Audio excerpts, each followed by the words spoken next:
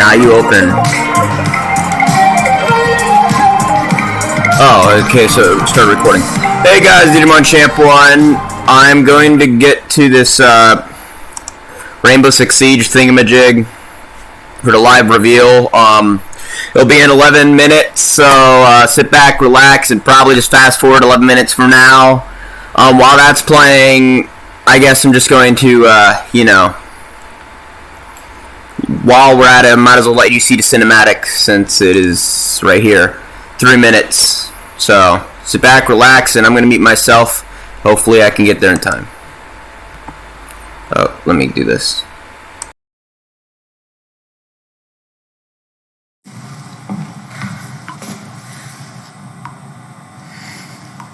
Operators, get ready for the final round. Match in overtime. Team Mirror ties the game. Are you a betting man, Harry? Do you assume I favor one side over the other? You know me better than that, Sam. Besides, I left my wallet at home. Attackers, prepare for insertion. Team Mirror to the map.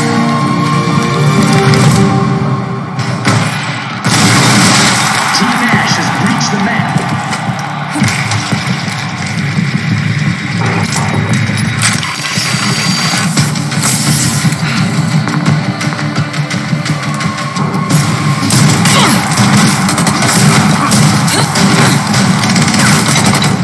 Joker, now. Roger. Let's go fishing.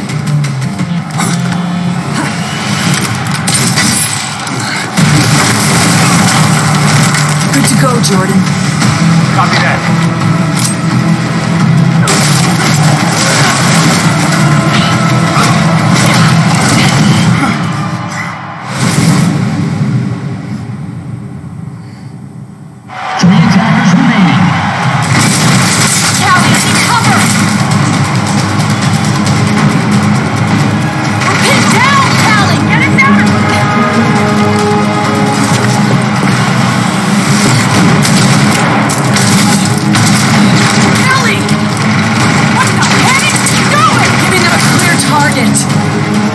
Come out and play.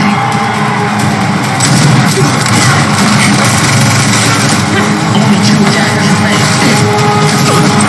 2 defenders remain on the map.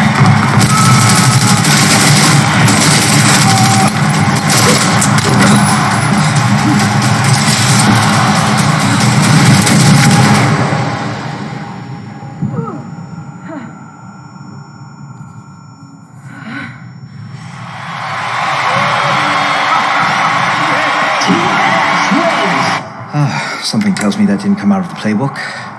Not in our playbook, anyway. Something tells me this fight ain't over.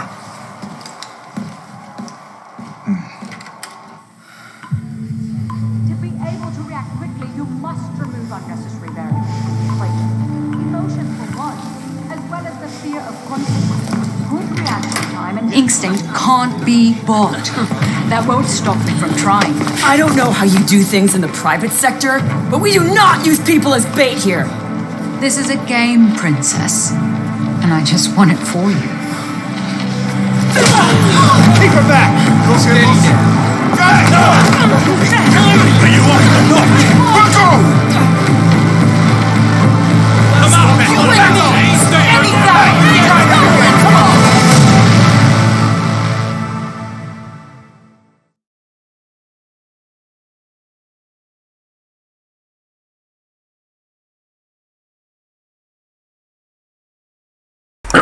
Okay, I hope you guys enjoyed that part.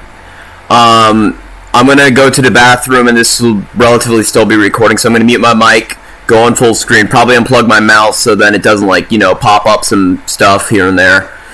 So, enjoy, I guess.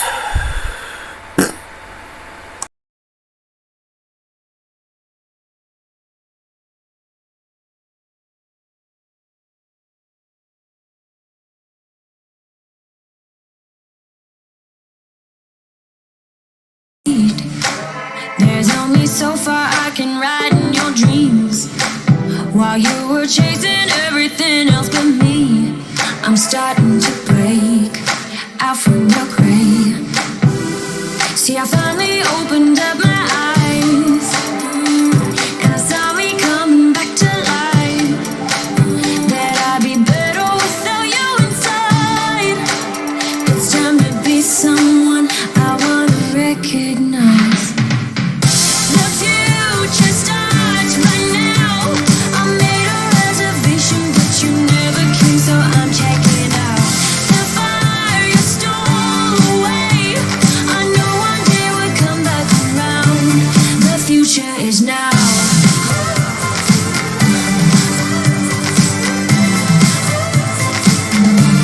The future is now.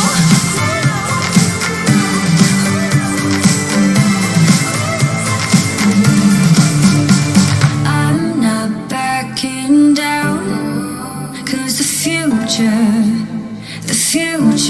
is now. Not backing down, 'cause the future is now.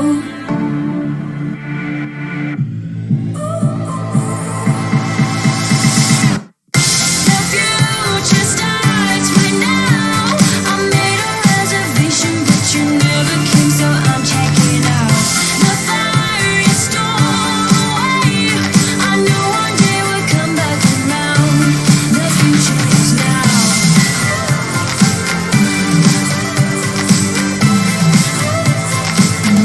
The future is now.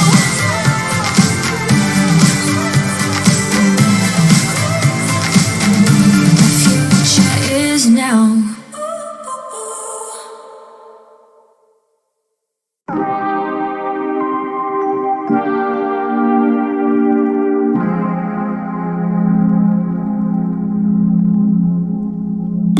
When it's dark for you to see, you'll be close to me.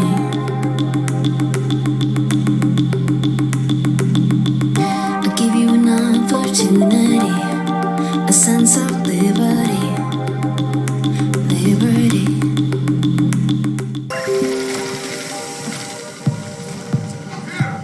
Getting the job done often requires a creative approach.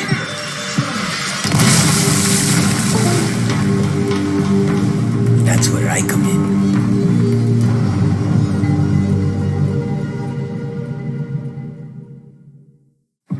Welcome, captains. We finally have your team assignments. Please give them a look over. Wait, you're giving me Callie? Seriously? I'll trade you Buck for Cali. No trading. Everyone needs to learn to work together. Damn it. I hope Mosey's not on my team, or he might experience an accident. No, he's with me.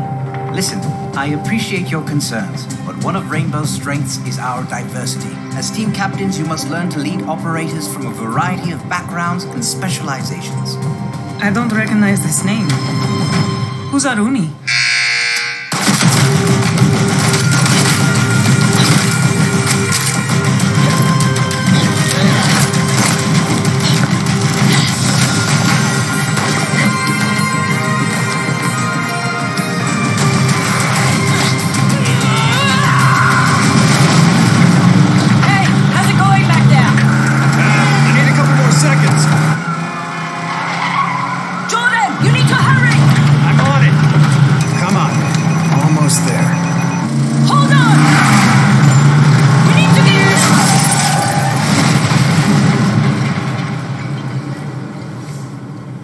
Hello, anyone home? There you are. Ah, hey. Been a while. It's been too long. So you're, doing okay? Last time I saw you... Bangkok wasn't your fault, Jordan. Our work is dangerous. I never blamed you, my friend. Not once. Tough routine out there, huh? I've got to train hard if I'm going to kick your ass. Oh, let's not get carried away now. See you on the field.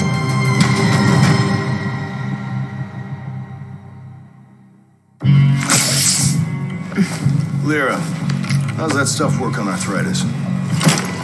The nanobots should help. But you'll pay for it tomorrow. Well, that sounds fair to me. Harry says you're here to whip us into shape. That true? Let's find out.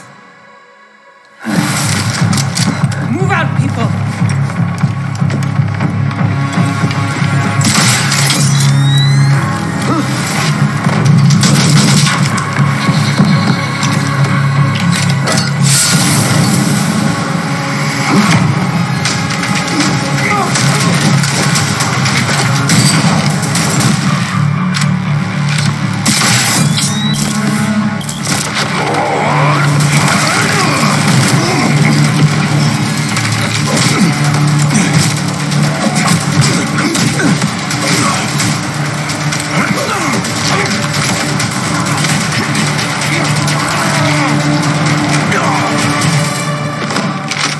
Oryx! Oryx! What's your sit rep done it?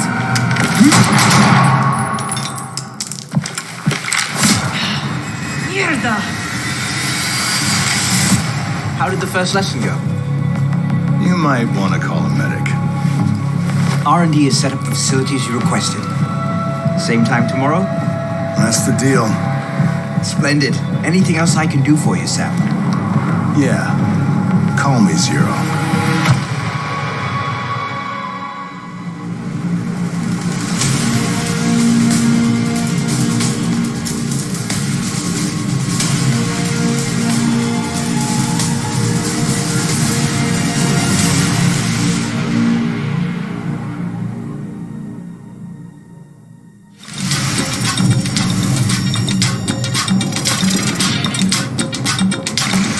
Oh my god, dude, that bandit just fucking interrupted my party with Mira. I think I can make it, dude. I just hot jump with. I can do it. Lol. Yeah. There's a rook in there. Oh boy. Another one. Right. Oh yes! Oh man. That's going on the YouTube.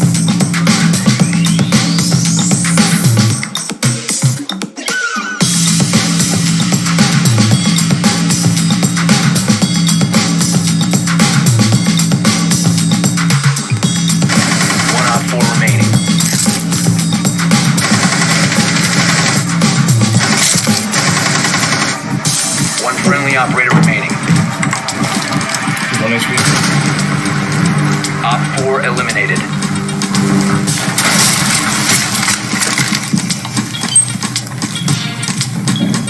Activating shock drone. Got a lock on target. Second floor. Op 4 neutralized. Mission successful.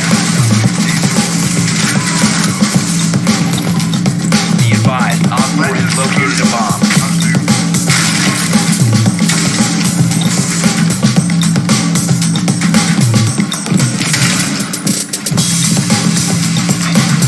Left third, there's a claymore on the roof. Not bad.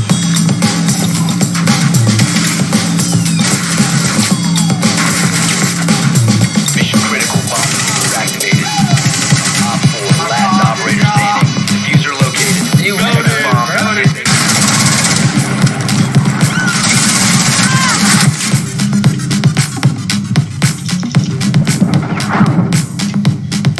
Op 4, last operator standing. Op 4 eliminated.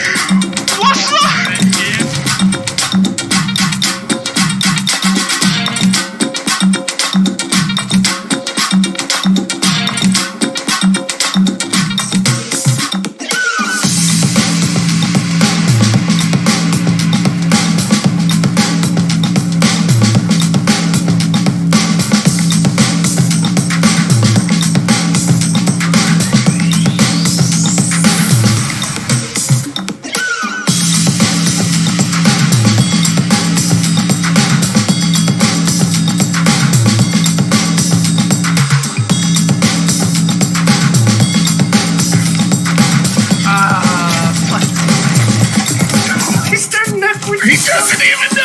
Op 4 is located. You know what to do. Back of the head. Execution. No, you can't. How is a blitz? You can do it. Oh, you're so dirty.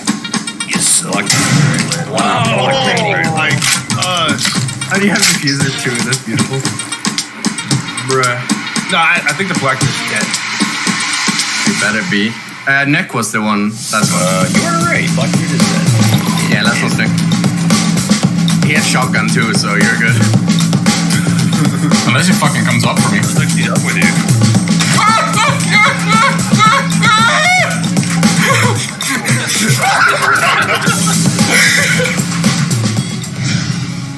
Hello and welcome. This past year has been one that stretched our definitions of the word unexpected. Throughout it all, though, we've been able to overcome, to persevere, and to excel.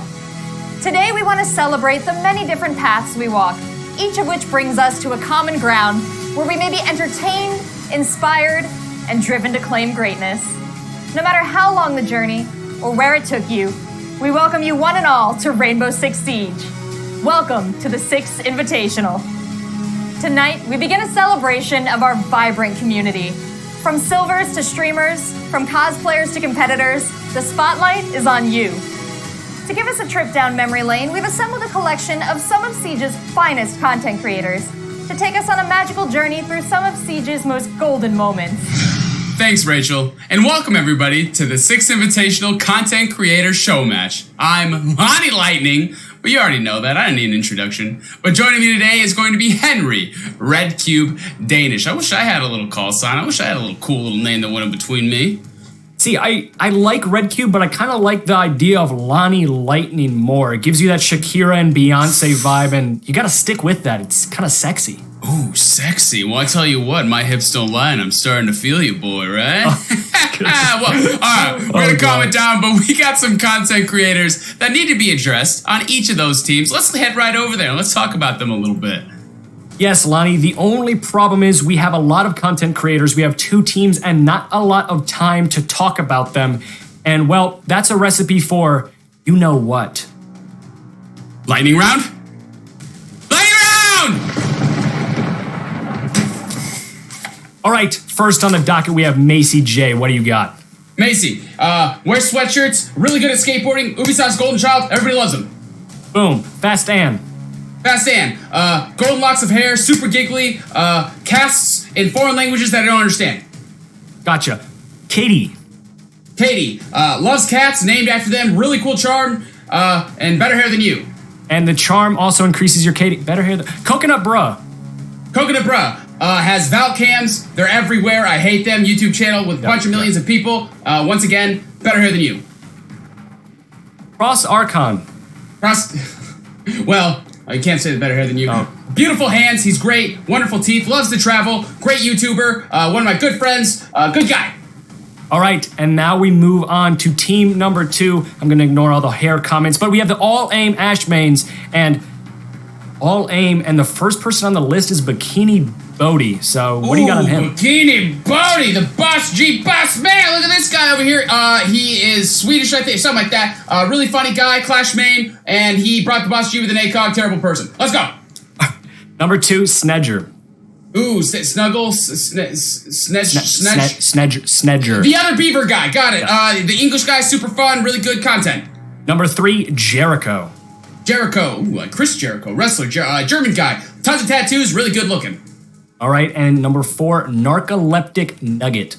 Oh, the 5'4" dynamite man, dentist of my dreams. Wonderful Narcoleptic Nugget, super good guy, love him. He also has a master's degree in something, I think. Gorgeous looking guy. And then last, but certainly not least, we have Sasselin. Ooh, the Dinger Bringer. I think she won 2 times 2. I'm not good at math. I dance for a living. She won Twitch Rivals a bunch of times, but that's all I know. Yes, she is a gunner. And, well, Lonnie, we have all the teams figured out, but the thing we don't have figured out is exactly what they're going to be doing and where they're going to be playing. So we have to talk about some game modes, don't we? All right, let's focus back up. And it's going to be number 1 on the docket. Everybody knows it. Everybody loves it. It's on Presidential Plane, Lonnie, and there's a lot of pajamas. Rainbow is Magic is going to be your first game mode of this best of 3 series, and it's going to be quickly followed up by none other than Golden Gun. Golden Gun is the only game mode in the game where I actually feel like I can shoot straight, and if need be, and we need to go to a 3rd decider map, we're going to have to go to Stadium V2. Obviously, Stadium V2, if you've been playing it recently, it's had a completely new rework. It's a mixture of coastline and border, and I certainly cannot wait. I am so excited right now, I can feel it in my plums. But beforehand, We're going to have some content creators picked individually from each of those teams to get in a couple of interviews and pick their brains a little bit about the content that's about to be created. Let's head over to those interviews right now. And we're here with Coconut Bra from the Big Brain Maestro Mains. Coconut, how you doing today? I'm doing good, Lonnie. Me and my team, we're excited. How are you doing? Oh, I'm just as excited as you are today. It's got some really awesome matchups today. Well, as everybody knows, you are known for your secret Valk cams and your cheesy strats. Do you feel like you're going to pull out anything secret today? Anything that we don't know about that you're going to pull against the competition? It's a tough one. But what I can say is I will definitely be going for at least one spawn peek. I mean, I don't want to die right off the bat too many times, let my team down, but I mean, all for fun. So yeah, we're going to go for at least one today. Ooh, what's a little fun without a spawn peek, am I right? Well, in a scenario where it goes 1-1 on each team, the tiebreaker will be put on Stadium, which is half coastline, half border. Do you feel confident that you're going to get the dub with your team on that? Yeah, definitely. I mean, we haven't played Stadium yet, but I mean, if it's half coastline, I'm not worried too much at all. I mean, we got Macy Cross on our team. There's no purple tarps on this version of Coastline, which is unfortunate, but I mean, yeah, we're gonna make it happen. Awesome. Yeah, those purple tarps of death. I remember a lot of rage-filled moments. Well, is there anything you would like to say to the viewers out there before we get started? That's a tough one. We're gonna do our best and try to bring home the dub for the boys, so. Bringing home the dub for the boys. Well, that was Coconut Bra. Next up, we have your very own Bikini Body from the All Aim Ash Mains. Let's go right over to them. Bikini Body, how you doing today? I'm pretty good. Pretty good, excited. You're playing in the content creator match. I'm excited for you. Let me get you some of that energy. How you doing today? Pretty good. Hey, there we go with the meme king himself, Bikini. Do you have any special picks today? You have any special plays? I'm thinking a Clash pick or maybe a Boss G ACOG pick, perhaps? I mean, we are playing, if it does go to Stadium, you know, last time me and Macy played on Stadium, he saw the other end of my Boss G, so that might happen again. Ooh, the trash talking begins. Well, that might have actually answered my question. Put in a 1v1 situation, there's some tough competition. If you were put in a 1v1, could be any content creator, who would you pick and why? It doesn't really matter too much who you pick. At the end of the day, Siege is a thinking man's game. And I win my ones. A thinking man's game, huh? And you win your ones. Well, that is, I mean, from your videos, it is true. From your huge big brain plays, I can definitely see that. Well, like I said before, the viewers are wondering, what's on that mind? Do you have anything to say to them? Oh, I'm bad with this. I didn't think about that one. I don't know, at the end of the day, we're here to truly make a show match. To me, it doesn't really matter if we win or not. What matters is if we actually put on a show or not. Well, the show will go on, and you are going to create some awesome content. I've seen it for myself. Once again, that was Bikini Body, why you Body, with the All Aim Ash Mains. Well, Lonnie, I absolutely loved that interview, and I also loved just the mentality that Bikini has. He's going into this game, he wants to put on a show, and it's not really who wins, who does this, who does that. It's just, let's make this entertaining. But I also gotta say, Lonnie, you're a pretty good interviewer. Oh, well, thank you. You know, I try my little hardest there. I want to create a little bit of content with him. I want to see from him maybe some Boss G spawn peaks, a little bit of extra action. Ooh. But before we get into that, I see you're wearing a turtleneck as well. Your mom dressed you as well. We got some pretty good fashionistas on our side. Of course. And you have the little necklace? Of course you do. Oh, wow. We look dashing today. It's fantastic. But we also have a game coming up. We're going to be going on to Rainbow is Magic, and that's Air Force One. Well, actually, no, it's called Air Cute One on Rainbow is Magic game mode. So I cannot wait for this. I miss all the colors. I miss all the little like Easter eggs that you're inside the house. It's going to be a good one. It's going to be so great. Let me actually just clear the throat from my mouth after that pun. But other than that, it's going to be a casual match. Remember, first team on plane to win. It's going to be 3 rounds, first to 3, I believe. It's going to be cute. There's going to be bombs. It's going to be great. And I believe we're ready to go. First up, Rainbow is Magic. Yes, we are going to be moving right into the matchup here. All AIM Ash mains versus the Big Brain Maestro mains, as you guys should already know. I mean, what's your initial predictions on this matchup, Lonnie? What are you thinking? You know what? I have not seen Plane played in a competitive mode like this, especially with all these content creators. I mean, I'm expecting to see a lot of crazy strategies pop up right now. I'm ready to see some really cool action. And you know what? I'm ready to see both these teams just give it their all. No, I think I am too. I think we're probably going to see a little bit of memes here and there, but that's all part of it. Again, this is a show match. That's what Bikini was talking about in his interview. It's all about having fun and putting on a show for the people who are watching at home. Obviously, I think with a bunch of content creators on a plane, and it's super colorful and super pretty, there's going to be a lot of content. And already we have a Frost in play. Frost is just one of those operators that if you step in it, there's going to be content there as well. It's all over. It's all over the place. I cannot wait to get started. And even already, we have a little drone meetup. Look how cute that is. This is how baby drones are made.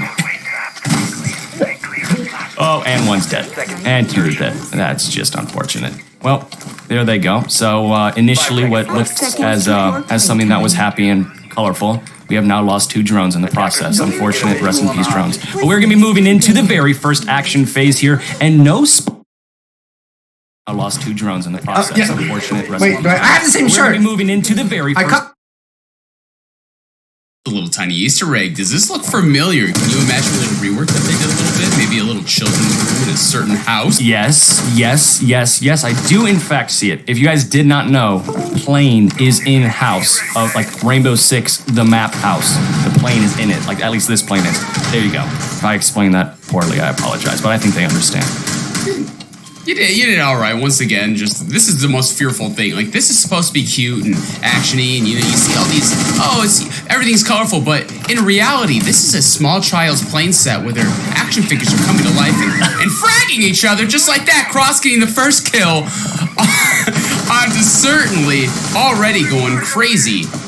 I cannot imagine being a child in the room and just seeing my action figures just shoot at each other. I don't know what I would do. I don't know if I'd be entertained by it or absolutely terrified. Right now, I'm entertained by it, though. So Coconut Bra is actually going for a fairly early flank here up top, trying to find anybody just not looking his way. Unfortunately, no one's upstairs with him, so he's not going to find anyone. But oh no. Is that a Blackbeard in play? Did I just see a Blackbeard?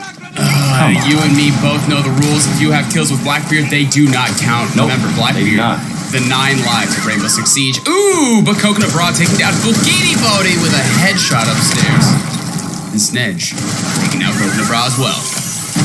Fast stand right there onto Jericho. So it's going to be a 4v2 initially here. And finally gets the kill. But it doesn't count because she is on Blackbeard. That does not count, remember, guys. So cannot count the Blackbeard kill. Siege GG, scratch that one off your list. It is now all up to the Blackbeard, however, in a 1v3 situation.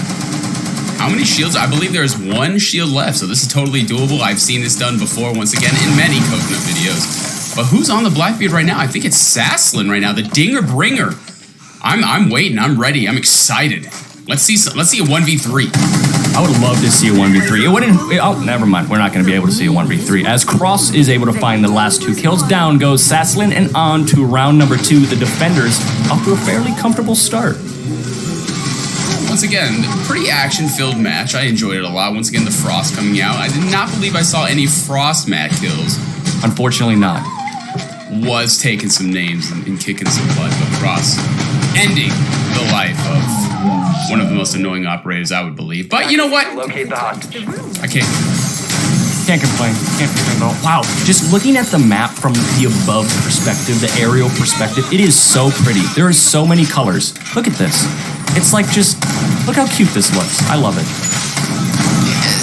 I mean, you say cute, but at the end of the day, I'm going to be looking at this, and this is terrifying. It's true. It's scary.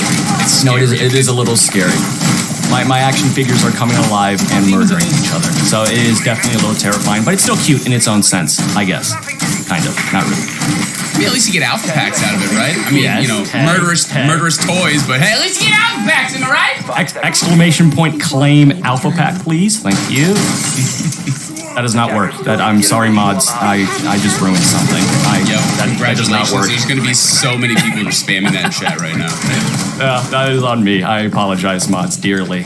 We have the Tachanka in play. Again, if you guys have not seen the Tachanka rework, you are living under a rock, but he is now just an absolute tank. He has fireballs, he has a giant gun, and he's just going to be in your face constantly. I love it. The Tachanka rework made him just look absolute like a beefcake. You see how strong he looks? Like they have the sweat his drizzling new picture? down. Yes. Amazing. Has like the throne of like guns going up. I think that's cool. I'd get a tattoo of that. I would definitely get a tattoo of that. As Macy's able to just take down Jericho. Speaking of tattoos, Jericho has a couple of them, but he's dead, so it doesn't matter anymore. That's now going to be a 3 versus 5 in favor of the attacking team. We've seen a lot of red dots. I love. Oh, and taking him down. Burt Macklin, look at that sass snatch going absolutely ham with the Tachanka. Beautiful play. Does a huge pick as well. It's all up to the Thermite and Thatcher duo. Let's see what they can do. Slowly creeping up the flank is going to be Narcoleptic Nug. He's able to find one, making it a 3v1. Coconut Bra goes down. And there you go. Narcoleptic Nug able to finish it off. Down goes Macy J. It is 1-1. You know what? Did you know Narcoleptic Nugget is a dentist? He's a smart teeth man. Yeah, exactly. He does not only kick teeth in the game, he kicks teeth in real life. You hear that, guys? If you see Narcoleptic Nug in real life, you better make sure those pearly whites are pearly and white. Or he's going to spawn Peaky right there in the dentist's office. A double kill for this. There it is. And it's like, you weren't flossing? Sorry, buddy. It's over. Mr. Bear's safe. Oh, that would be something special. But we are into match point now. It's 1-1. Actually, no, my apologies. What am I talking about? It's not match point. We have a couple more rounds we played. Yeah, it's 1st to 3, not 1st to 2. What game am I watching here? I don't know. There's a lot of pink colors. I think it's messing with your brain. No, I think it is. I think that's what it was. It was too cute, too colorful, and it just threw me off. Everything was going down the drain the moment I saw these lights. Mm-hmm. Oh, but once again, you have both the beavers on here. Absolutely. Seems like Destroys something. That's one person who I love to see as well in their content is Snooch? 5 seconds left. The other guy. Love it. Yeah. You know how to say it. Chat, help me out here. Yeah, Snooger? Close enough. Snedger, whatever. Something along those lines. Oh, it looks like a spawn peak might have come out there. They were taking a little while out of spawn, so I was expecting something, but nothing. Thankfully. At least if you're the attacking team. Thankfully, no one got spawn peaked. Jericho's moving his way up top, trying to get control of the very top floor of plane, while his team is still working their way out of spawn. Keeney on the Blackbeard. Unfortunate. We don't like Blackbeard. Sickening, actually. Gross. I just threw up in my pocket right here from the last got sucked. That's cute. Not really. That's kind of gross. My mom bought it for me, so she thought it'd be good for the occasion. That is cute again. But it looks like already someone goes down. What operator was that? It's the Frost. Oh, that's unfortunate. You still have the Frost mats down, though, so you can step in those, but you won't have Frost to confirm those kills. So just gifting down kills right now is going to be the dead Frost. Well, either or. Like I said before, the Frost not being in play, those 3 mats can still sneak up on you, right? They can just get you.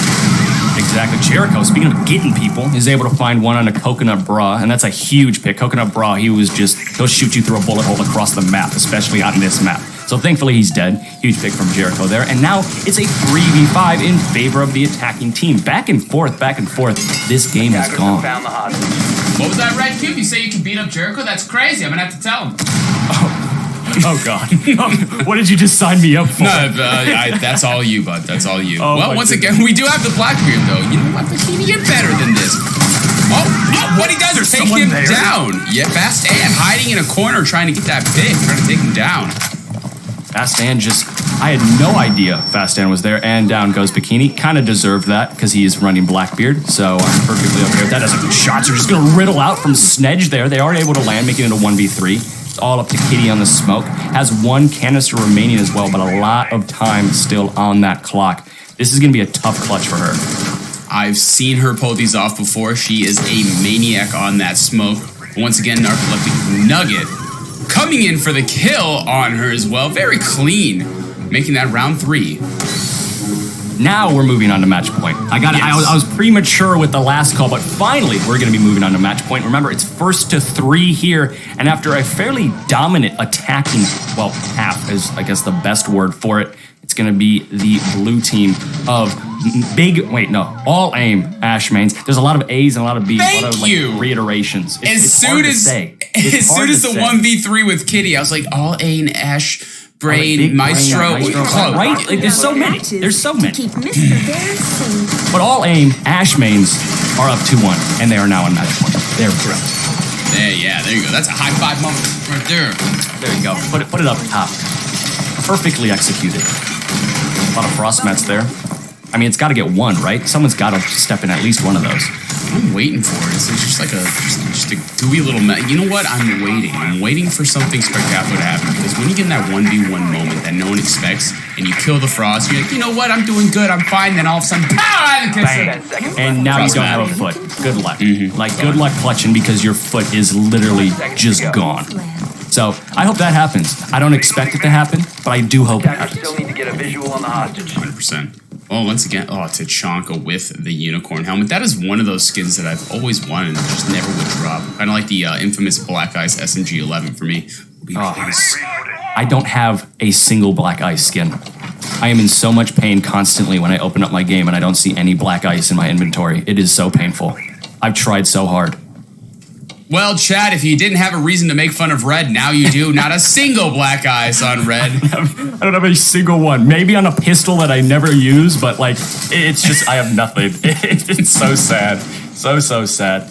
Narcoleptic Nug has been pretty much massive for his team. Let's see if he can get another early pick here. And if he does, that could all but secure the round here for the defense. And again, they are on match point. Those same... that was meant to happen. That happened. That's not how you climb up ladders, Lonnie. I don't. Is that in the script? Is that supposed to happen? I'm trying to find that. That's not in this. Is that in the script? Was it in? It's not in my script. He's down. He's not dead, but he's very low on health. Speaking of someone who is dead, though, Macy J goes down. That's a huge playmaker as well. And on match point, Macy, your team needs you, but still give me a 4v4. Great trade there by Kitty. Still works out there. Still right outside. There's a lot of flashes going off. This is actually pretty exciting right now. Like I'm getting sweaty up here. I might have to take off the blazer, by the way, which was $499. Well, it's on resale, so I actually got it for $15. Let's not talk about that. Let's not talk about my sweat. He's not just looking. He's in a playmaking position right now. Cross, though, on the Blackbeard can shut that all completely down. He's able to find one. Cross has been huge for his team, but a knife kill comes out. It's going to be a 1v1. Coconut Bra versus Bikini. The moment they've both been waiting for. I mean, this is literally in anyone's hands.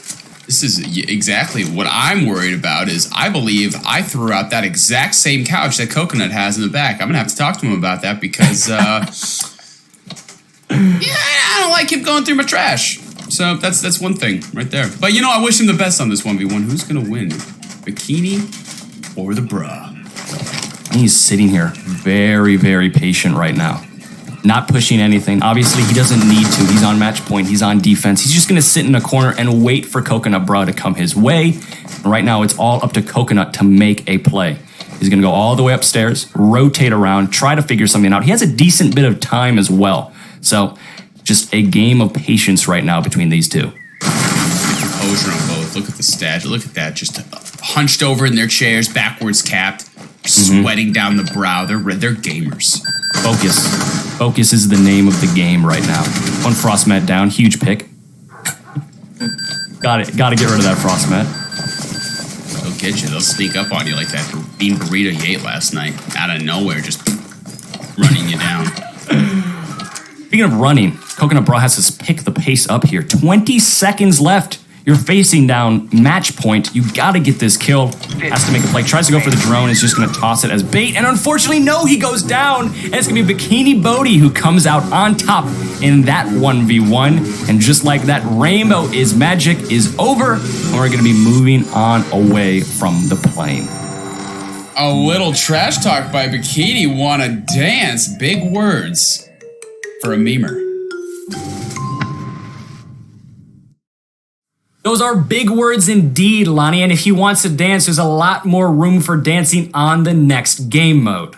And speaking of game modes, it's everyone's favorite, Golden Gun. That's right, but with a twist. Henry, can you please dive a little bit more into the rules for us? I can. So Golden Gun is played on a 3-map rotation, and if a team plans on winning that game mode, they need to first win 2 out of the 3 maps. Those 3 maps being Skyscraper, Canal, and potentially Chalet. But with that, actually, all of the players are already ready, and we can hop right into this matchup right now. Golden Gun, this is exciting. This is one of the only game modes that when you shoot one bullet, insta-kill with a little flippity-doo. Yep. Wah, wah, wah, you know what I'm talking about? Don't forget the wah, wah, wah. You can't forget that. You cannot forget the flippity-doo. This is my favorite game mode, 100%. It makes me feel like the best Rainbow Six player ever. Instant kills, I have a deagle, it looks cool, I look cool. I cannot wait to watch this. You know how many montage videos that are going to be made off of this? You know how many headshot videos? It's going to be insane. Oh my goodness, a bunch. But reminder, guys, this is Golden Gun, so there's absolutely zero prep phase. So right off the rip, already, Vigil tries to run out. Unfortunately, doesn't get a pick, so it's still going to be a 5v5. But this is a very, and I mean very fast-paced game mode. Back and forth, a lot faster than Rainbow is Magic, so you got to pay attention here. There's no drone phase. Could you? I mean, one shot's on drones anyway, but I mean, already though, Macy taking down Bikini through the window. Good shot. Bikini's got to step it up. Come on, Bikini. I believe in you, Bikini, but you're letting your team down a little bit. As it's already a 5 versus 4. As Macy, I mean, who other than him to get the first kill? Cross is also there to follow it up, and unfortunately, Coconut Bra cannot ADS. So. That's unfortunate. We could potentially see everybody whipping out the hip fires or trying to help Coconut Bra here, and I think it is because Kitty, good night, with the hip fire and everything, is able to get that pick, and now it's down to a 2v3, make it, as Jericho's able to find one, and that is also a clip. Gosh, this is just beautiful gameplay. I love this game mode, Lonnie. Oh my. I don't know if it's because I'm a boomer or my eyesight's getting worse, but I just did not know what was going on, but I'm excited. It was fast, it was quick, and my reaction time is not fast enough to keep up with it. Either way, the one thing that I do know is the Big Brain Maestro mains won the first round. Yeah, good for them. This is looking in their favor right now. I believe that was an all hip fire match. I think so. There was a midpoint where they all switched to hipfire because I think Coconut Bra unfortunately could not ADS. So that was an entirely hipfire second half of that round, and there's a lot of cool clips I guess you could pull out from that. Like you said, probably a decent bit of montages coming from this game. I'm glad it's on the new Skyscraper map. You don't see this in rank because everybody's just too terrified to play it. Stop banning Skyscraper. We gotta stop banning Skyscraper. Twitch chat, tell everybody you know to stop banning Skyscraper. It is a fantastic map and I want to play it. I'm sick and tired of not being able to play it. Yeah, let's take you out of your comfort zone a little bit. Maybe rip off that Band-Aid together. Rip it off in style. As a C4 gets ripped here from Cross, tries to find a peek. Unfortunately, no one there. It's still going to be a 5v5. This is the longest round we have played so far in this game mode without a kill going in favor of either team. As I say that once again, Macy with the entry pick. His cost is looking good right now, and it's going to be immediately refragged, however, and there it goes. It's a 4v2 now, as action flurries across the board, and crosses and finds himself in a nice position as well. Tries to get the pick onto Twitch, and he does. Tries to get the pick onto, I think that's the Capital. No, it's the Sledge. Misses his shots again. Finally, he's able to take him down. It's going to be a 1v2 situation. He sees the Capital, tries to hit his shots. They are not landing. Capital goes for the knife and misses, and just like that, it's a 1v1. Cross could go absolutely massive here for his team. Has to play it properly, and he does. Dokkaebi into the grave, as Cross is the man of the hour, and he secures that round for his team.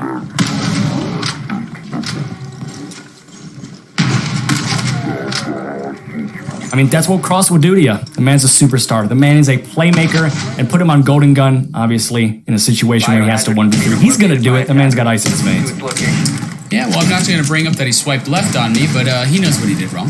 So, yep. No, he gets let's it get back to the game. Yeah, he knows. We see the lion is being brought out. If there's a lion charge in Golden... Why? A lion charge in Golden Gun? Come on now. I mean, I we all do respect it it, I sometimes. guess, but it's still Lion. He's not as good as he once was, but it's still Lion as, wow. Think about it, Jericho. Down goes the man with the muscles and the tattoos. That's unfortunate. I really missed Off the top! Wow. Twinsies! We said it at the same time! God. That guy just got sat on. That is unfortunate. Oh my goodness. That was awesome. Attackers are securing As Narcoleptic Nugget is able to find one onto Fast, and as also Sasslin is able to find one onto Cross. So it's going to be a 3v3 now. Remember, this is match point. The Big Brain Maestro mains have to win here as Bikini's able to find one sitting on the ground, hitting the deck. Takes down Coconut Bra. It's a 2v2 now. A minute and 54 seconds still left, and it's only a 2v2. That's exactly how this game is going to go the entirety. Wow, okay. Good night, Kitty, as Bikini from the ground still able to find one, making it a 1v2.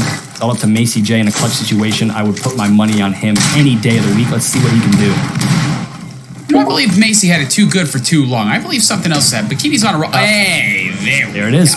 Macy's looking the wrong way, and down he goes. You know, I don't choose the Giga Brain life. Giga Brain life chose me. I wish I had the Giga Brain.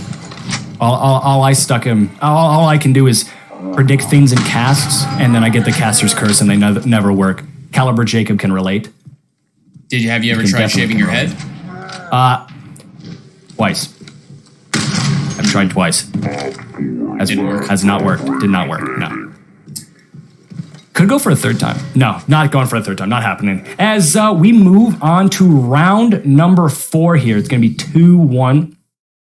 Remember, match point still in favor of the Big Brain Maestro main, so the all-aim Ash mains are backed into a corner.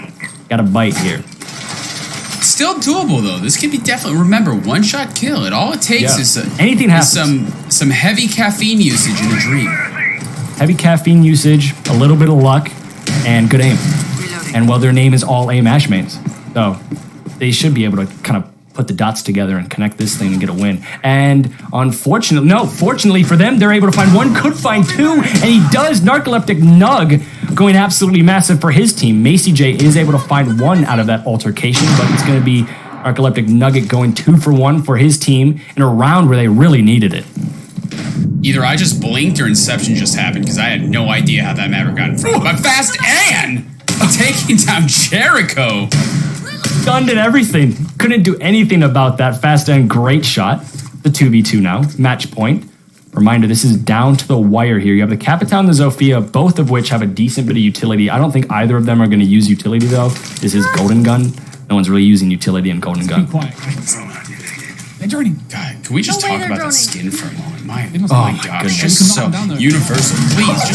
Please, handcrafted by somebody in the Peruvian mountains. It's so beautiful. It's so beautiful. Imagine that on every gun. Oh, the R4C with... Oh, we can't even talk about it. There's something happening in front of us. We gotta focus. 2v1. Apatow here for Macy. Macy once again in the clutch. He wasn't able to clutch up last time in this situation. Let's see if he can figure it out here. Right his wrongs, rather. He has a lot of time to work with as well. It's Macy. I've seen him do this once before. I've seen plenty of videos where I've ended up in a few of them where he's just destroyed me. I've seen he is. That's more than capable. Definitely more than capable. Slowly but surely. And wow, just trying to go for the body slam is the Oryx, and it does not work. Sasslin goes down. It's unfortunate. And who other than Bikini versus Macy on potentially the very last round of Skyscraper. Whoa, wait! I did not even know that! How do you lose that Bikini? Hello? The game's on, Bikini. How does Bikini lose that? I had no idea that Alibi was not a decoy.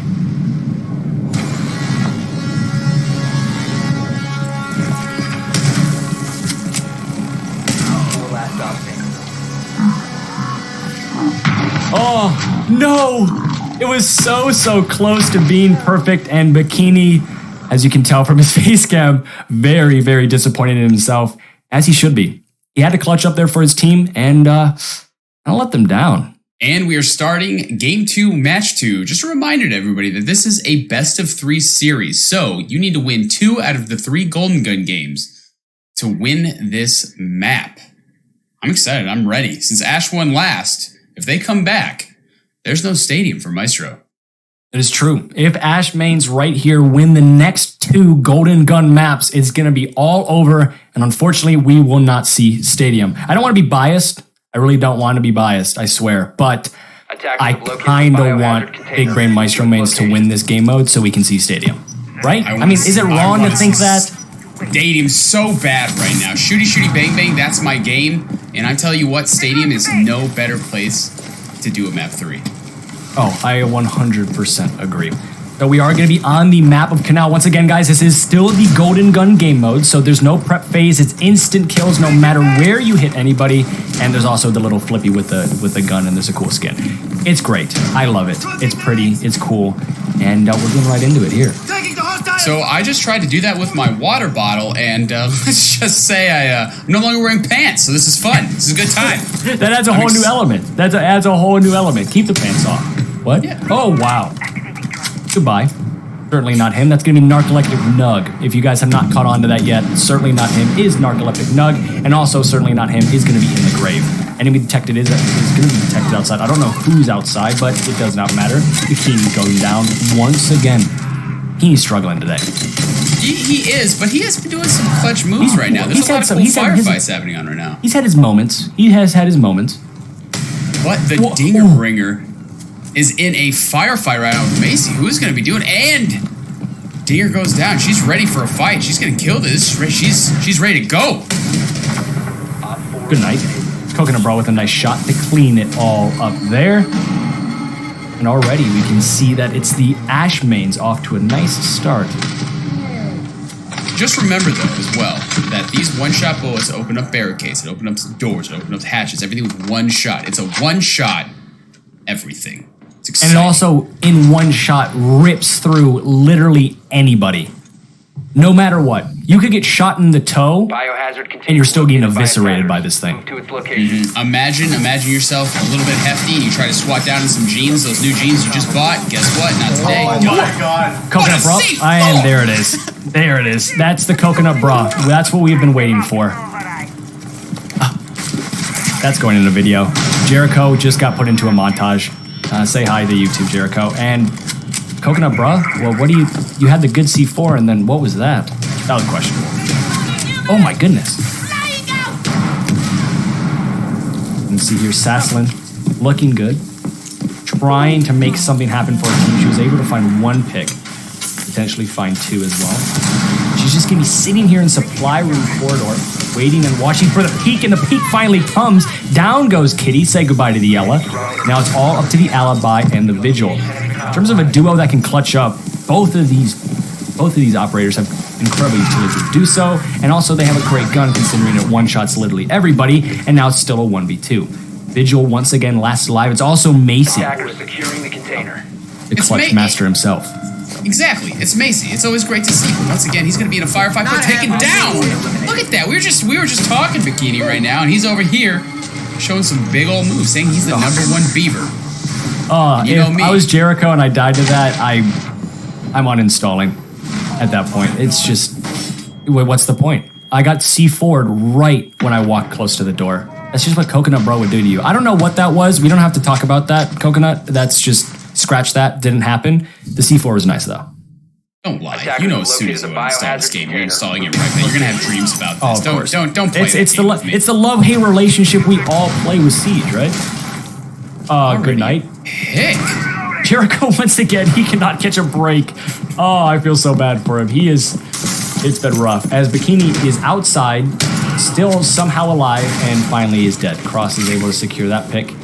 And now all aim Ash Main's in a nice position to try to flip this in their favor. Narcoleptic Nug's also able to take down the playmaker. No, not Gridlock. God, things I want. I want her to pick me up and tell me everything's all right. But taken down by a grenade. Attackers are securing the That's a good way to go. Grenade in Golden Gun. I never thought I'd see the day. But it's going to be all up to the Bandit here, and the Bandit's going to be dead. Kitty with the final kill is able to secure round number 3 for the Big Brain Maestro Mains. Was that a double run out? Yeah. Huh. Questionable. Kini looking the wrong way. It's okay. We'll get there one day. Can we just talk about just how many nightmares people have playing Canal? I mean, I like the map now, but I just when you're playing, what is it, a Locker's diving room? I can't do it. Can't do it. Maybe it's just because it is. That was a tough map. It's just, no matter where you go, no matter what you do, there's probably a vigil or a cav or an alibi sitting behind you. Just in a corner. And there's not much you can do about it. And that's why it's tough. But you still kind of gotta love it. I think, hear me out. Canal should replace Border in the combat pool. Ooh. Why would you say about something that? so controversial yet so brave? Yeah. How do you feel about that? I feel... We have Bikini in the lobby. He is a head developer reminder, so that could happen. That could really happen. That's a possibility. Oh. Kitty is on her...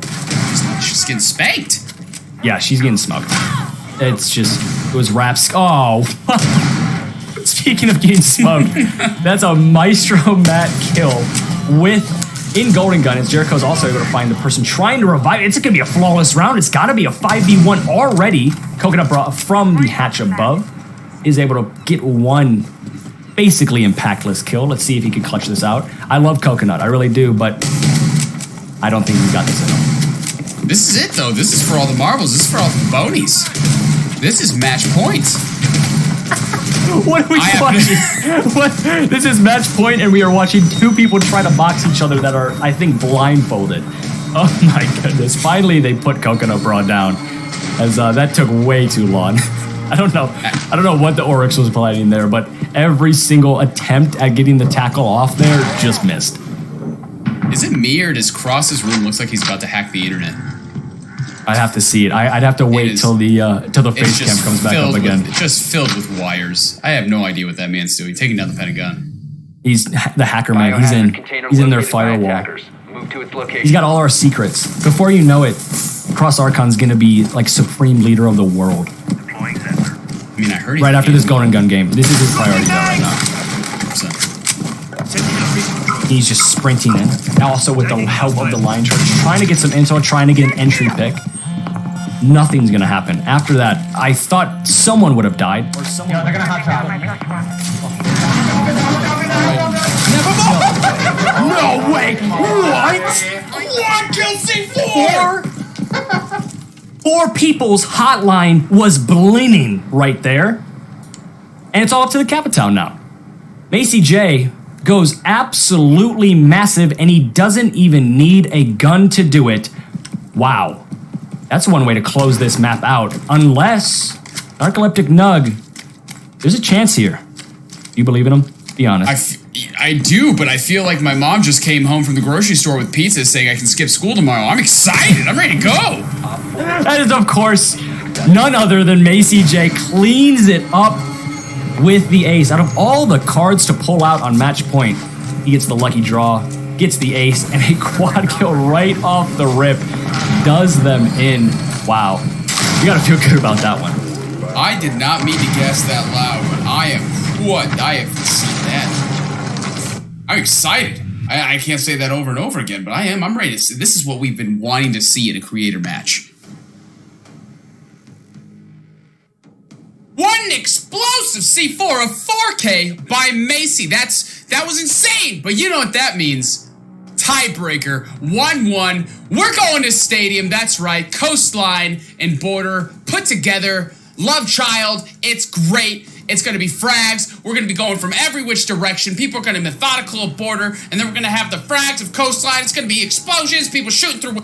If I had action figures, it makes more sense. Yeah, I get it. No, don't you worry. But Lonnie, I have a couple questions for you. Actually, I have one question for you, and it's the highlight question of the day. We're going into map 3. I have to ask this. Who is coming out on top in terms of frags? What do you got? You know what? I don't want to be a bandwagon person, but I'm going to have to say, person just stamped right on the Stadium map, the 4K killer himself, Macy. Macy, what about you? Who do you got? Macy's a good pick. Macy's a solid pick, but I'm going to put my money on Coconut Bra. I mean, he has the angles, he has all the bullet holes, he has whatever you need to get a kill, and he probably will get a kill. But just as I say that, it looks like all the players are ready to go. We're going to be moving into Stadium here.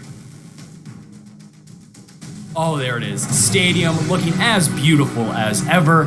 Lonnie, I am so ready into the operator band phase. This is what I'm more used to. This is the competitive style of Siege, the map bands, the operator bands, whatever it may be.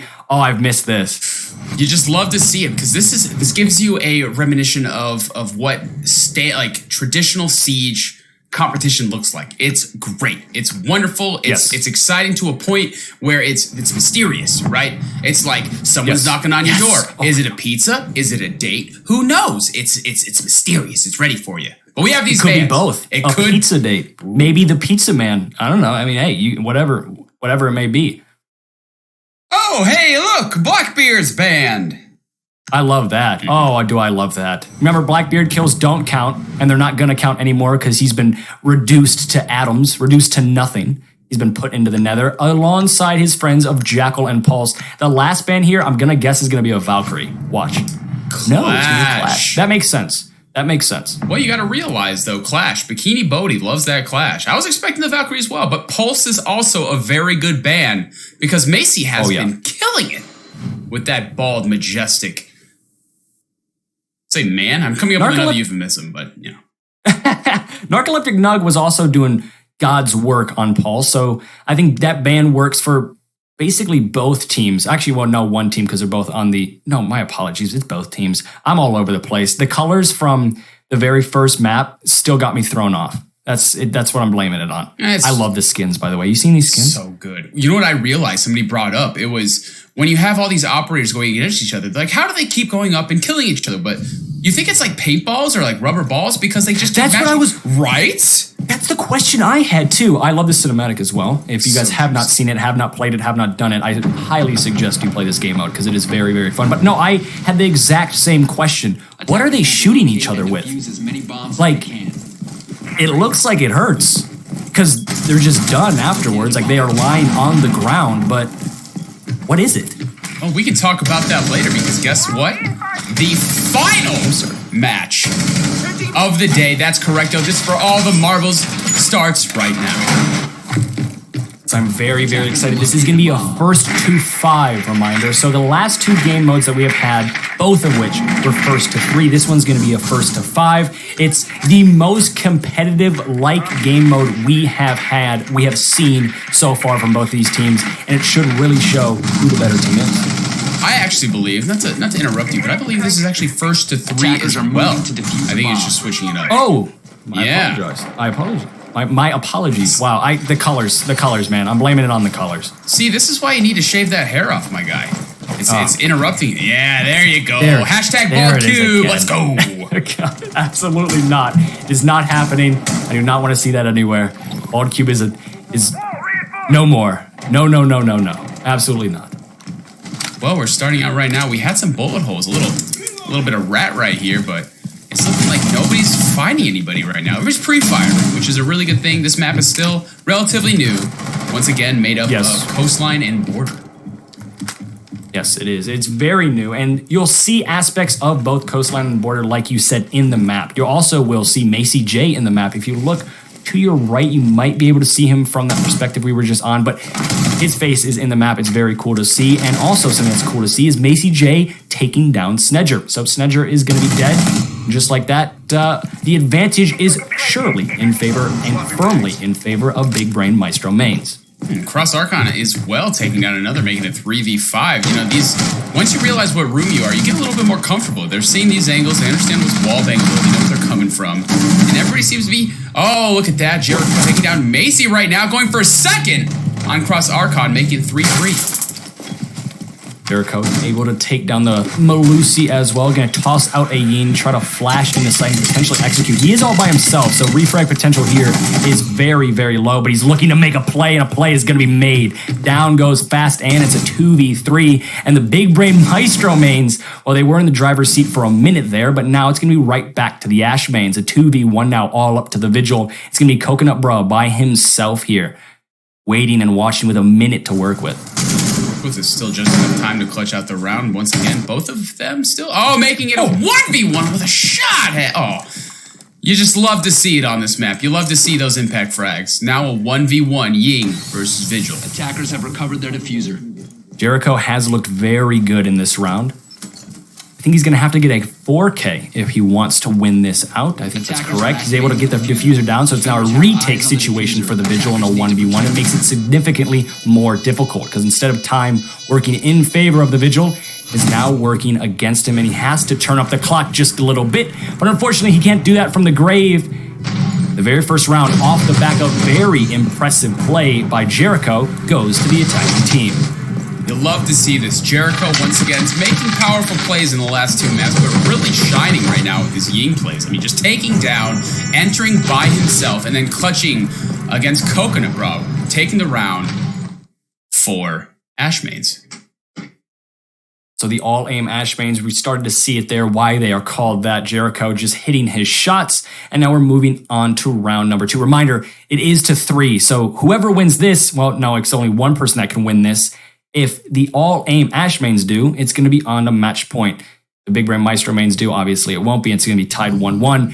That's not even the biggest storyline here. There is a Cav in play, Lonnie. Are we going to see it? You know the rules of the Cav. For the audience that doesn't know the rules. Chat, please, Henry, explain what happens if there's an interrogation on the board. If there is an interrogation on the board, we need everyone in chat, we will as well, we need to scream, right? We need to let everybody know. The world has to know that there was an interrogation, and it could happen here. So everybody pay attention, everybody look closely, because we're going to need your help. The Cav could go huge for her team. 10 seconds left. Wait and see. It's going to be exciting. These are the kind of plays I'm waiting for. Once again, if the interrogation goes off, I want every old lady that is under you hitting the bottom of your floor, excuse me, to defuse a bomb. with a broom, telling you to and you know what you're going to say? Take it down, Grandma! I'm watching Siege!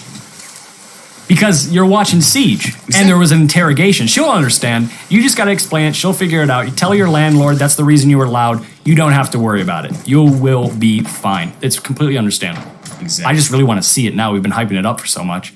No, I'm ready, though. Snedge knows exactly what he's doing. He's hiding. He's waiting for the right opportune moment. Nobody really inside yet. So, once again, they may not know he's on the board. Yeah, Bikini as well on the Mira.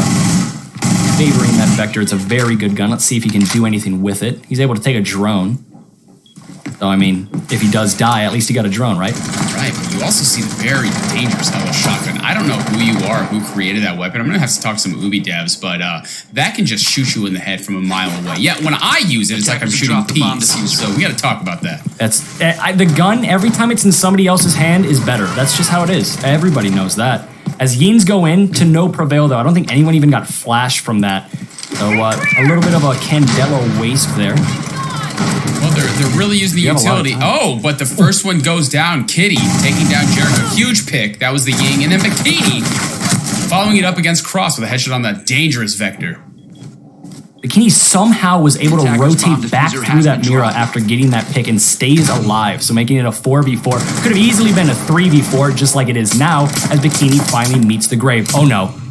Oh no. Oh, that was an opportunity, but he was outside. I got excited. Oh, it's got to happen, right? Like, it just seems like the cards are aligning, the stars are aligning, rather. And we have to see an interrogation here. They know Cav's on the board, though. It is a 3v2 now. We may not see it. He could choose it again, but they will be looking out for that Cav, because once you know she's on the board, you're watching your little tippy toes. You know there's some girls right behind you, ready to get you. Ready to snatch you right up. There's a spooky girl after you, so you gotta be on your toes, gotta be on your heels.